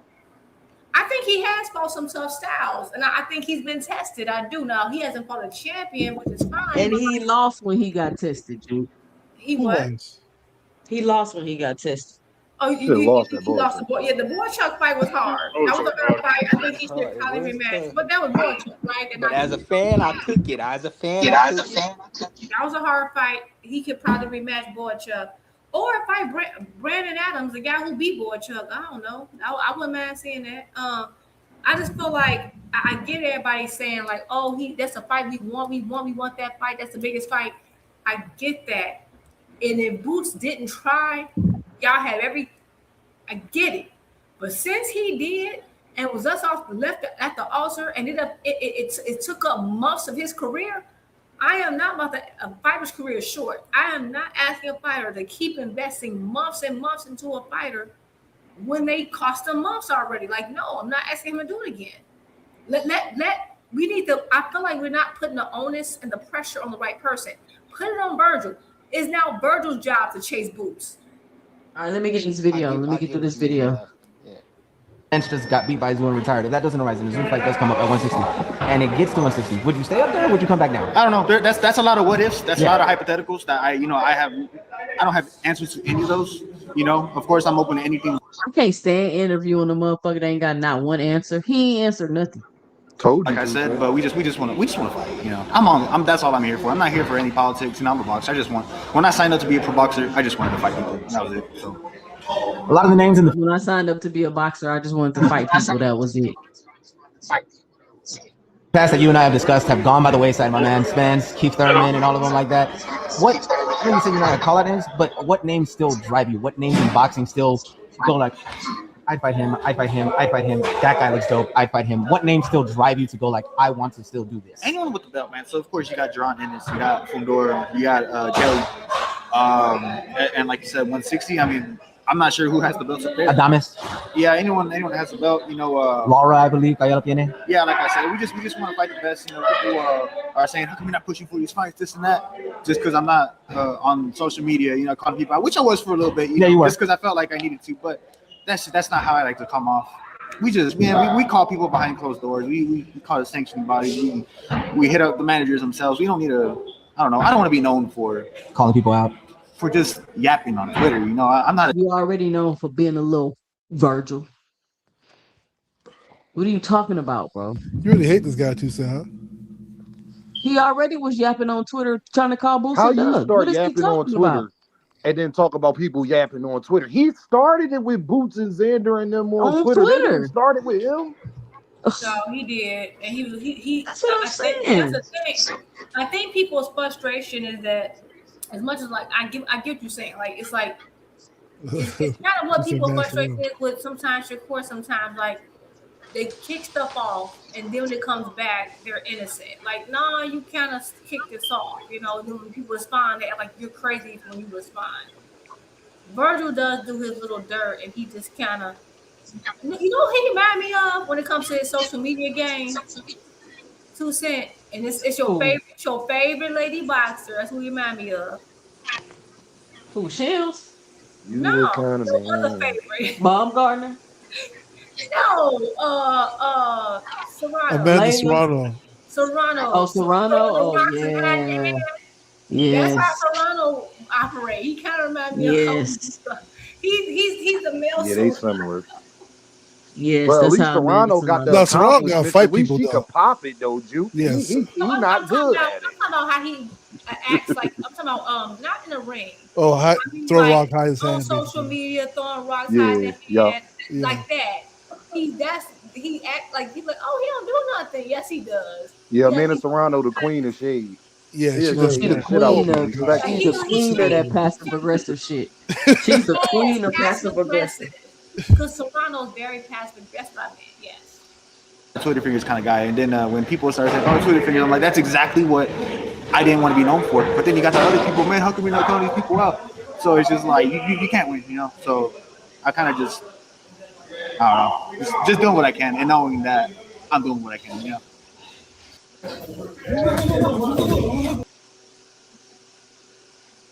was the first interview.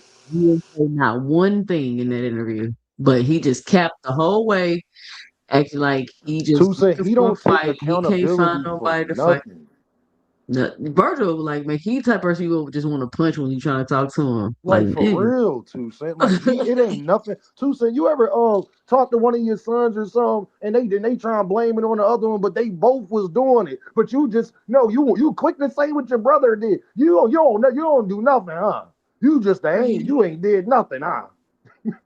My daughters do that all the time, yo. I'll be like, stop telling on your sister like you don't be. You tell when you do something too. You tell, be just quick to tell things. Virgil don't do nothing wrong, dog. He's toxic. This is toxic masculinity. But this is not toxic masculinity. He don't take. Hey, dude, whoever his girl is, boy, good luck getting Virgil to play. There's a boy. But Virgil just sit there and smile too, like he just ain't did nothing. I wouldn't be able to handle. No, you got to go, brother. I have to stab this nigga, man. I listen. We wouldn't make it. We wouldn't make it. All right, real quick, we got about 10 minutes left, right? I wanted to read these stats that I had just, had to verify and look up real quick Boing, because here we go, y'all. I Go keep ahead. having these debates with these Not the people boy. that want to keep arguing me about Clarissa. You know what somebody told me today, Juke? They told me that Clarissa Shields had a padded record. Her record was padded, Juke. First of No. all, let me say that the accolades with the women, in my opinion, are a little different than the accolades with the men because it's not a lot of women fighters like that, like it is the men fighters. So one, Yeah. you can't really dip and dodge fighters in women's boxing. Like you can't No. really do that because that No, shit you can't. it's gonna be a big spotlight on it, or it's all gonna catch up to you eventually.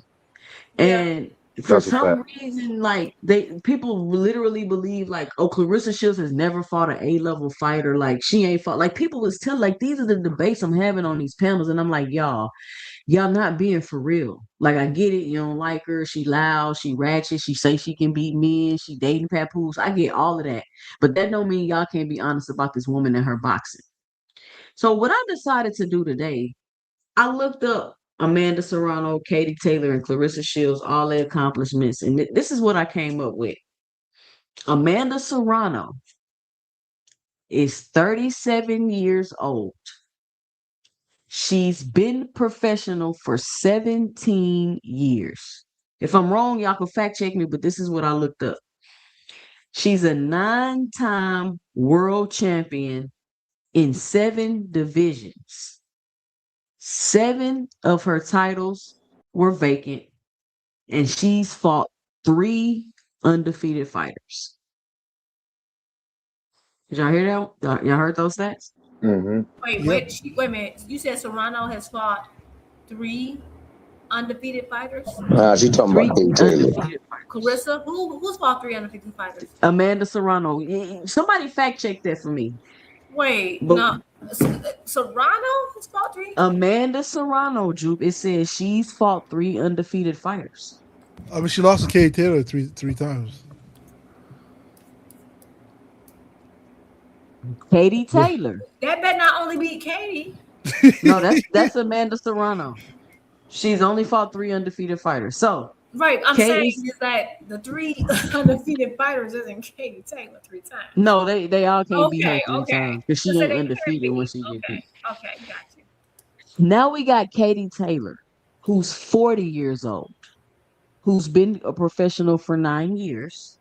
She's an 8-time world champion across 2 divisions. She's fought for 1 vacant title, and she's fought 5 undefeated fighters. I need to see how many fights they fought in total, though. Can you look that up for me real quick, Drew? How many fights Serrano, Taylor, and Shields fought in total? Now Okay, we so Serrano is Serrano has this. She has 54 fights total. She has 49 wins, 4 losses, and 1 draw. That's what Serrano has. She, again, 49 wins, 32 by knockout, 4 losses, and 1 draw. Let me see Katie Taylor.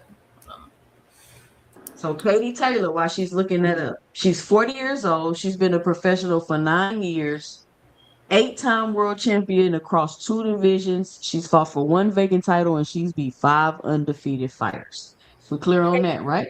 Katie Taylor is 25, 1 and 0. So she has 1 loss, 25 wins, 0 draws. And of the 25 wins, 6 are by knockout or stoppage, I should say. Okay, 25 wins. Okay, so a lot of times when people try to be like, oh, Serrano got more this and Serrano did more that than Clarissa Shields, she absolutely should have. She's been a professional for 17 years. She's 37 years old. You get what I'm saying? Like, let's put some of this stuff into perspective because people just like to be just chatting. Let's put some of this in perspective. Clarissa Shields is 31. She's been a professional for 9 years. Her and Katie Taylor became professionals in the same year, 2016. She's a 19-time world champion across 5 divisions. She's 4 times undisputed in 3 divisions. 11 of her titles were vacant, and she's beat 7 undefeated fighters. Yeah, you can't compare. Yeah, that speaks for itself. That says a lot. Yeah. And she's the youngest. So, She'd be Christina Hammer. Christina Hammer was like a champion for like 10 years. so when people keep having these conversations with me and they want to make it seem like I'm being some type of super fan or something, I'm not, y'all. A carpet I'm not. Boring. But now you're What right though, y'all? 2CENTS. She No, that's not a boring. I'm be real. No, I think no, she can I you think can't too. mess with Claressa Shields in the ring, No, dog. Like in Claressa, the ring is different. she is the best of her era period, and I think that when we're comparing the resumes, we highlight because right now you like women's boxing is not the same stage as men's boxing, right? Because women weren't allowed to box for a while, so again, it's catching up. It's gonna take time. Like if you rewind 50, 60 years ago, even 100 years ago, men boxing wasn't, but they had like centuries to develop and get to where it is, right? You got more people in it. And so, yeah, you're not going to have like it's just not as deep, right? You don't have as many people at that weight class in women's. You barely got that many women at the lower classes, right? So I think that it is kind of a little unbalanced in the way we be like, oh, well, nobody Claressa fighting is like A level. Well, we can kind of say that the lower classes too. You might have a few names here and there, but that's it. Because most of the people who Katie Taylor's fought and beat, and no matter of fact, most people that Amanda Serrano beat, most folks don't know who that one, but they couldn't pick her in the lineup. They don't know who people are. Can you give me the number of fights that Shields got, Drew? Shields is She got that many. 18-0. 18.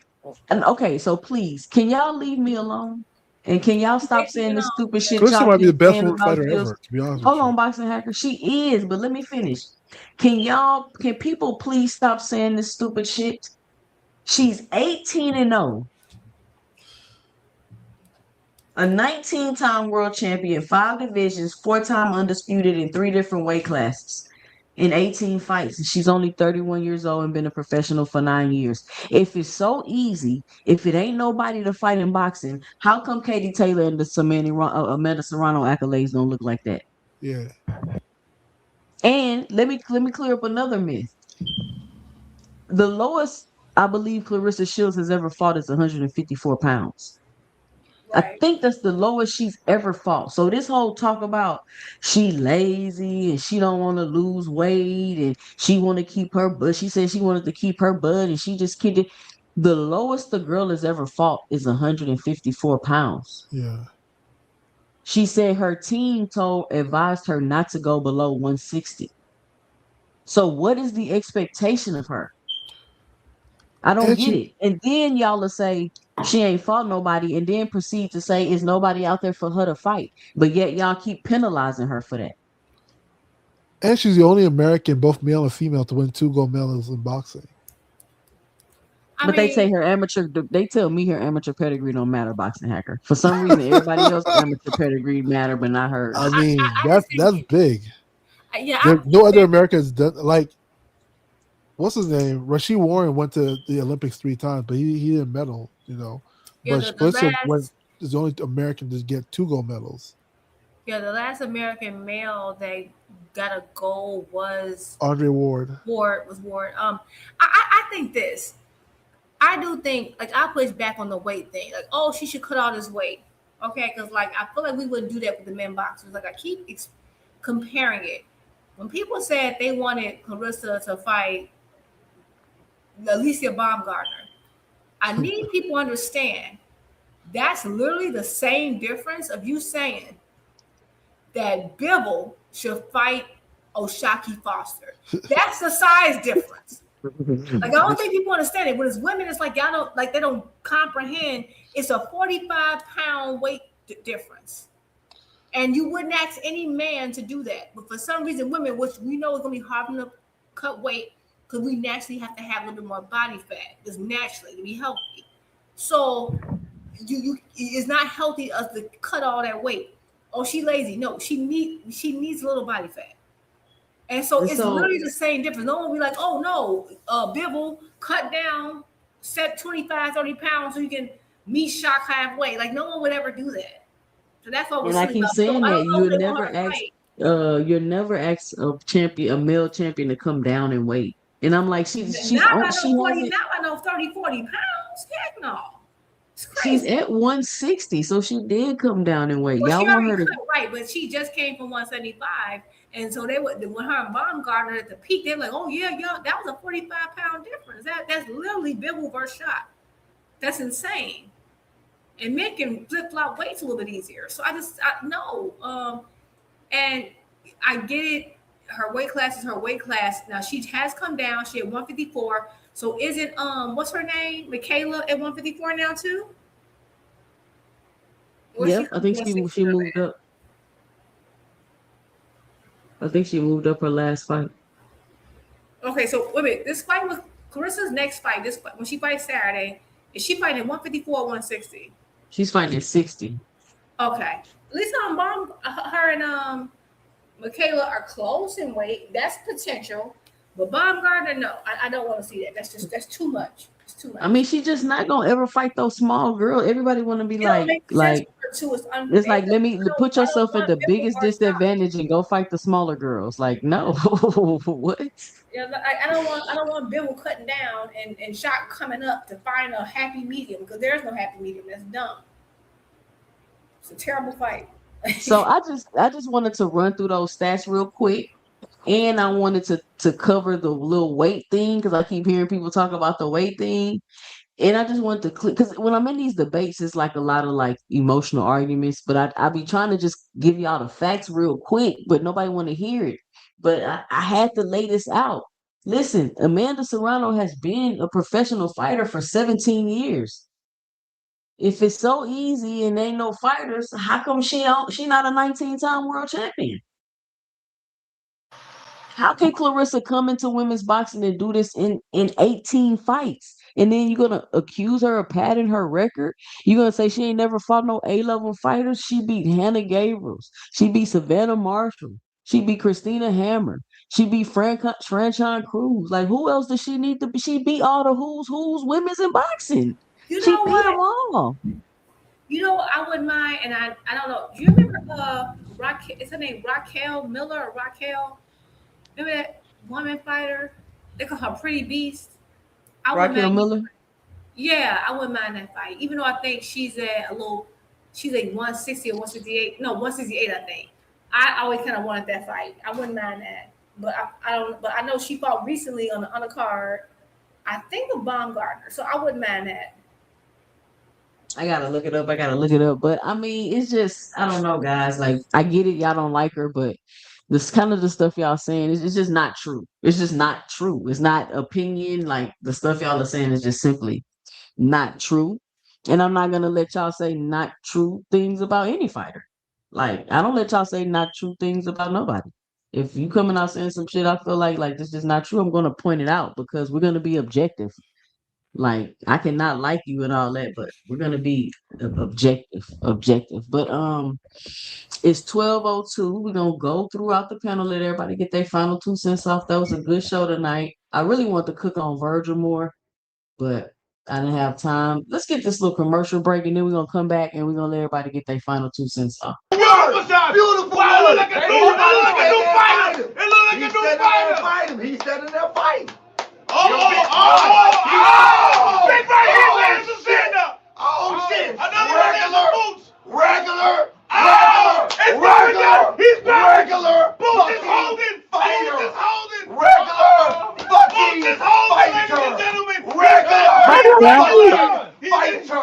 Regular.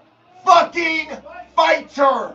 Hold on. This nigga is a pound for pound hater. 23-year-old fucking kid. Wow, what a round. Regular fucking fighter. Regular fighter. What a round. Say something, bitches. And I'm not gonna lie, that's a passionate regular ass fucking hater. fighter. All them niggas. It don't matter what he do. You hear don't this matter nigga? what he do. I don't care what he do. A regular fighter. This is He a did all that. war. This nigga This is Xander a got stopped the great next fucking round. fight. Oh, that nigga's first fight. They about to bang the fuck out. Well, let's fight then. Yo, this is a fight. This is the fight of the year. This is the fight of the year. He hate that man for passion, bro. Nah, but pull it back 2 cents. Well, we about to figure it out. You never seen round 3. What? Was I right around? Was Norman right? Was Norman right? That's one round, Norman. That Norman was wrong. This nigga got knocked out like 3 rounds later. I wish I knew how funny that was. Hey, that sounds hilarious, man. Regular. That nigga is like a football coach. That nigga's That's crazy. some true hate, man. He's a hater for sure, pound for pound. He got Mr. Moore's up by a mile for sure. I mean, He got all 4 belts for sure. Bro, And the ring. veins. He had the veins popping out his neck. Like He said, that's- yo, the fact that this nigga did a live with this what's that Spanish nigga name? I forgot his name. I don't like that nigga Messi neither. Meal. Yeah, Messi Mills, that's crazy. You did a whole live hating on Boots, my nigga. That's crazy. Man, niggas can't hang around the sun. why they don't got the video of how else. they look when Xander got stopped? Where that video And at? I don't know. I need that video so I could be like a few moments later. Yeah, a few moments later. What's up, Big Supreme? What's your final 2 cents? What you got for the show? I ain't really got too much. I'll see y'all later. Y'all be safe. Yo, Hacker, stop the bullshit, man. Truth telling, brother. Hey, fuck outta here. I'll go next so you can get people up out of here quick, man. My man Supreme was quick. I'll be even quicker. Floyd definitely get hate from certain fighters, especially certain great fighters, because he hated on Muhammad Ali. He hated on Sugar Ray Robinson. He hated on fighters of that ilk. I will also say regular effing fighter will get his regular ass up in that ring with regular ass Devin Haney, and he will regularly spark his ass. And on that note, I'm out. Peace out, Thomas. Boxing Hacker, what's your final 2 cents? What you got for the What's show? up, 2 cents? Hey, there's no point in going through like Clarissa's resume.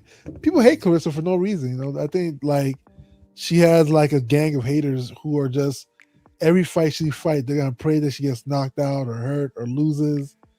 You know, they don't care what she did. They just hate Claressa. Claressa right now stands to be not only the best woman of our generation, but like when I compare it to even like Lucia Riker and like all these other great female fighters of the past, like I think she's probably the best female fighter ever. You know, like let's be With real. no knockouts.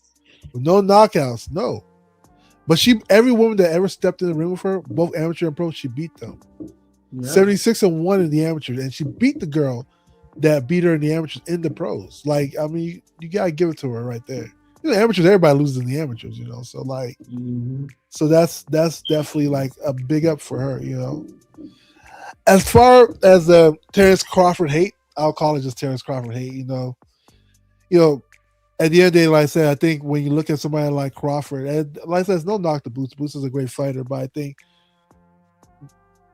Crawford's stratosphere right now is like you compare it to like one of the greats because he accomplished so much. You know, sure he may not be your favorite fighter, he may not be as popular, but as far as his career goes, it looks pretty damn spectacular the way he accomplished. You know, like yeah, people say, "Well, he's hating on Boots." I don't think so. I think like fighters do that. Like people of even Floyd did the same thing to Pacquiao. Floyd retired. He was talking about Pacquiao when Pacquiao was coming up. You know, like why is he coming up? Or he's probably cheating or this and that. You know, it's like those fighters just have that spark where they like to them nobody can ever beat them and nobody can ever surpass them, and they're always gonna talk that talk. You know, Ray Leonard talked about it with Floyd. Ray Leonard was like, "Hey, Floyd's not. I beat his dad. I probably can beat him too." It's normal for people of that caliber. You know. As far as Virgil, I actually think Boots should just leave that alone, man. Like, I think Virgil should chase Boots. You know, because that's the precedence, right? Like, Virgil's a child. Virgil's not the champion. You know, Boots is the champion. Virgil should be the one to be like, "Yo, I want this fight. I want to like request for this fight." He should be the one to do it. I don't think Boots should do it because it's weird. You know, why would Boots be chasing somebody that doesn't have a title? Meanwhile, you have Fedora, who's like Slender Man. He has titles, and you have Josh Kelly, who's also a pretty good fighter, who has titles. With that, I'm out. Salute to you, 2 Cent, and salute Peace to you, out, Jumet. boxing hacker. Bye, y'all. All right, Jude, what's your final 2 cents? What you got for the show? Uh, Thank you for having me. Good show, good show. I know it's late. I'll try to make it as quick as possible. I have a lot of thoughts, but like when it comes to the Clarissa Shields situation, like I do feel like, and I get it, because like she's just so good. And I remember my little brother asking me the other day, like, who do you think has a chance to beat her? And I'm like, I really can't pinpoint anyone right now. And I think because of that, she gets a lot of scrutiny because like every fight she in, like she's not in a close fight ever. Even in the fight she got dropped, it still wasn't even close with that, right? And I think because of that, versus you have the other ladies who might have a name or two. Like right now, we have the whole, Carolina Dubois, Amelia Baumgartner. So you kind of have a nemesis, and every time Clarissa gets a nemesis, like she beats them so clearly. Like one time she did have a nemesis, like people keep forgetting she had what's her name, old girl who beat her in the amateurs, the Olympics. Savannah Marshall. Yeah, Savannah Marshall. When she beat Savannah, like that was her nemesis, and they're like, oh, she ain't beat nobody. Well, she beat her nemesis. She beat the one person who beat her in the amateurs, right? So I think it's just that she doesn't have as many rivals and she's kind of unrivaled, which is a testament to how good she is. But that's not her fault. It's fair to say it, right? It's fair to say it. My thing that's not fair is that people are not nitpicking the other ladies as much because, and I realized that once me and you was on Cam's show that day, and they were saying how what's her name? Amanda Serrano career was better. And I said, could y'all tell me Serrano's best win? And everyone went silent, right? It's because no one, they're nitpicking Shields' resume, but they're not doing the same thing for the people that they're putting over her or comparing her to. No one without Google could tell you Amanda Serrano's best win. They couldn't tell you. We all know Clarissa's best win. So it's like, it's just I'm not mad at anybody being scrutinized, but you can't scrutinize her and put Amanda above her when you don't even know the best person she beat because you weren't even paying attention to Serrano when she was in her prime, right? Like they still couldn't act 3 times. They probably wasn't even watching boxing. She's been a pro for 17 years. Exactly. They half these guys were too young. So once that show happened, that's when I knew, oh yeah, y'all are being unfairly critical. I'm not saying you can't be critical of Clarissa, but you can't put Amanda Serrano over her when you don't even know the best person. You can't name a name off that, oh, this girl was good. Only thing they know about Amanda Serrano is that she got more knockouts. And you know about the Katie Taylor situation where she lost all 3 fights. So she's known her biggest fights are from losing, right? Which is not necessarily a bad thing because she was competitive. So that's what I feel about that. I feel like, unfortunately, she's unrivaled. There's nothing she can do about that, and she's gonna have to just do what she can do. I don't mind watching her fight with Kel Miller. I think if Shadeja Green can get back on track, that's a good fight. We'll see. When it comes to this Bud Crawford thing, again, this is just another testament to like how he has the accolades. He got them. Like he got some amazing. That should be enough. Like that's why I expect you to go off to greener pastures. You made your money. You got the highlight. You did what the fans say is like, oh, the accolades are everything. But apparently, for some reason, it ain't enough because guess what? When Floyd retired without the accolades, we always thought he was hating like when he had Tank and all that. It is what it is, right? Like he would throw little shots at Tank as Tank would get popular. But this is the thing. Kind of like what Boxing Hacker said. He said, oh, he would say little stuff about Pacquiao. Yeah, but he beat Pacquiao. That's the difference. He would say something about Pacquiao because he beat Pacquiao. He got in that ring and fought Pacquiao. If he says something about Canelo, it's because he beat Canelo. That's the difference. Notice no one's complaining about him bringing up Errol Spence because Bud beat Earl. The difference here is if Floyd was coming back talking crazy about someone he probably had the opportunity to fight and didn't fight, and you're talking about it now, and you're like, oh, but I would have beat him, I would have an issue with that because why didn't you when you had the opportunity? That's the night and day difference between Floyd and Bud. Floyd's talking about people he already beat. You're talking about someone you never beat. You called a high risk, low reward. You said that. So once you made that decision, you need to let it go and move on. You need to move on from it. And it don't feel like you're ready to let that go. You want to keep harping on it. Your team want to keep harping on it. You're trying to get a hypothetical win. You're not ever going to get a hypothetical win versus Boots. Boots got his own career. He got a lot of good fights. And one last thing I wanted to say earlier, because something else, I don't know if it was Hacker, somebody said like, oh, the reason why Boots' name kind of like got big was because they were comparing him to Bud. That is so untrue because Boots was headlining 2 years before Bud ever fought Errol. And Bud was not the first person that they compared Boots to. If you were watching Boots fights, you knew who they were comparing him to long before Bud fought Errol. So that's all I really got. This weekend, I'm looking forward to seeing the Glow do her thing. Get this title, and then I'm ready to see Rolly versus T.O. But that's all I got to say. Thank you, and you have a good night. All right, Juke. Shout out Mr. Greg with the $10 in the super chat. He says women boxing had three stages: the carnival stage back when they couldn't be pros, the Christy Martin Layla Ali era, and now the Shields era. And she most likely would have beat them all. Shout out Mr. Greg.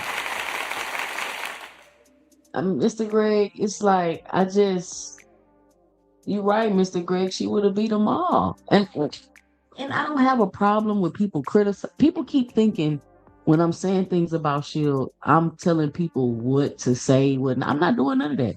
The first thing I wanted to do was to bring awareness to how ridiculous and viral Claressa was with all of this scrutiny and criticism. And I wasn't saying, oh, don't do it. I was just showing you how it's clearly a campaign because there's no way nobody cares about what Claressa Shields is doing this much.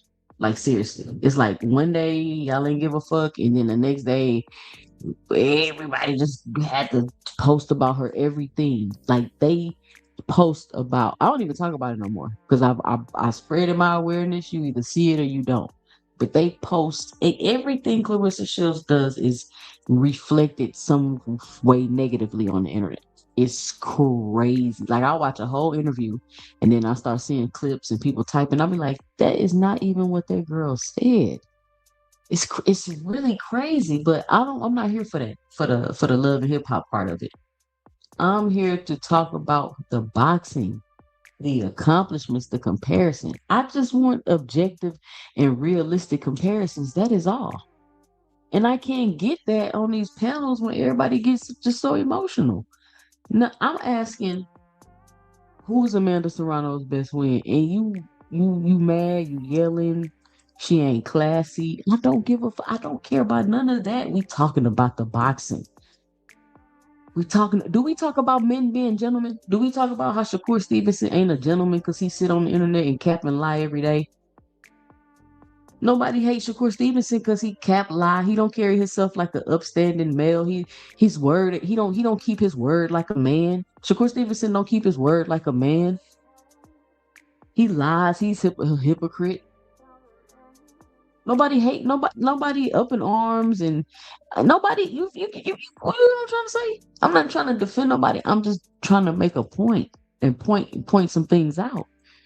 Shakur Stevenson sat on this internet and told you out of his own mouth he's not a man of his word. Do y'all know how egregious that is? To say it on a platform to a community full of men and nobody give a fuck, nobody care. They just like, yeah. That man sat up there and told you he's not a man in his, like, fuck what I say. Don't trust, believe nothing. I'm a scumbag, slimy, grimy ass nigga that'll just say anything to get what I want at any given moment.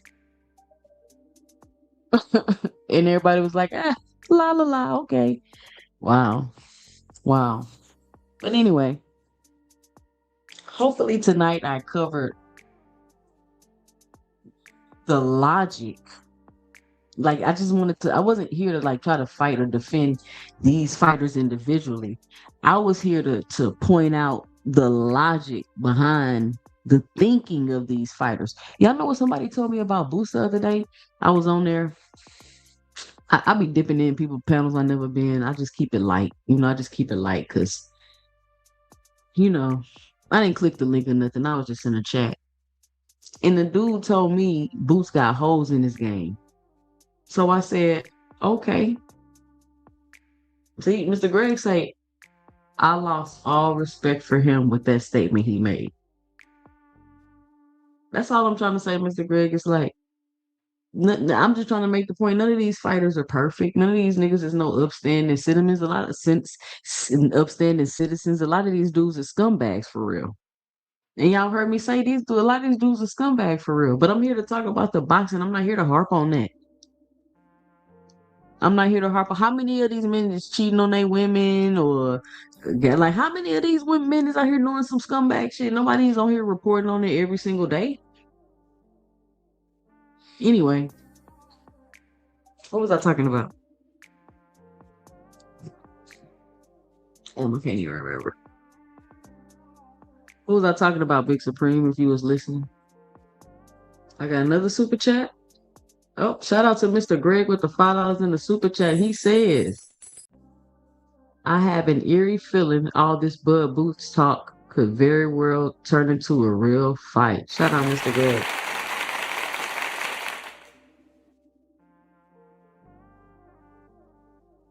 I mean, I hope it do. I mean, if it turns into a real fight, it turns into a real fight. But I don't know if that's a good idea for Boots, for Bud. And if Bud do come back and fight Boots, then he been secretly preparing for Boots this whole time. Like, what else am I supposed to think? That you was just at the crib and you was like, you know what? Let me go fight Boots. No. If you come back to fight Boots, that's been your plan, and that's what you've been secretly preparing to do this whole time.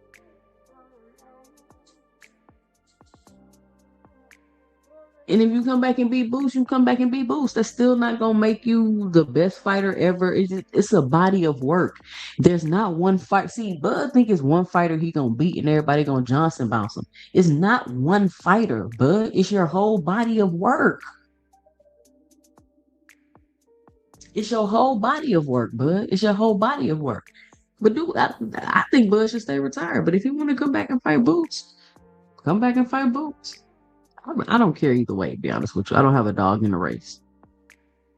I don't have a dog in the race. I just wanted to talk about the logic. You don't get to come back and beat Boots, who ain't fought nobody, even though he's a 2-division unified champion. You gonna come back and beat Boots, who was unproven and ain't fought nobody. But he's unproven and ain't fought nobody. So we can't give him credit. But if you come back and beat him, we're going to give you credit and call you the best fighter ever. Do y'all see the logic in that? That's just like saying, you typing on Twitter, I'm going to keep my comments to myself. It's just like typing on Twitter, I'm going to keep you went to a place where you're supposed to make comments. To make a comment about how you're not going to comment. And you're going to keep your comments to yourself. None of that, it doesn't make any sense. The logic behind this stuff is not making sense. The logic.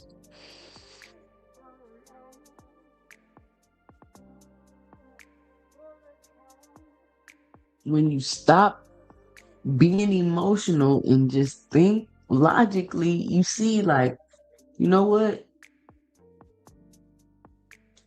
Amanda Serrano has been a professional fighter for 17 years.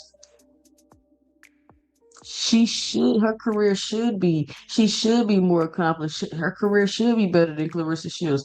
She should be a face of boxing. She's been boxing for 17 fucking years. She's doing what she should be doing. But a 19-time world champion, 5 divisions, 4-time undisputed in 3 different divisions, and 18-0, that shouldn't be. That shouldn't be happening. This Claressa is what shouldn't be happening. Amanda Serrano's doing what she should be doing. What she's supposed to be doing. Yeah, she should be doing that. She been there. She down there been fucking fighting for 2 decades.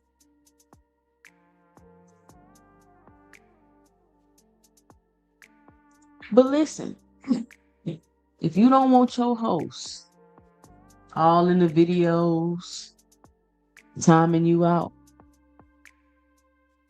kicking you out the chat, muting you when you're trying to talk, leaving you in the background, come on over to 2CENTS Boxing, where we talk everything boxing, and everybody's entitled to their own opinion.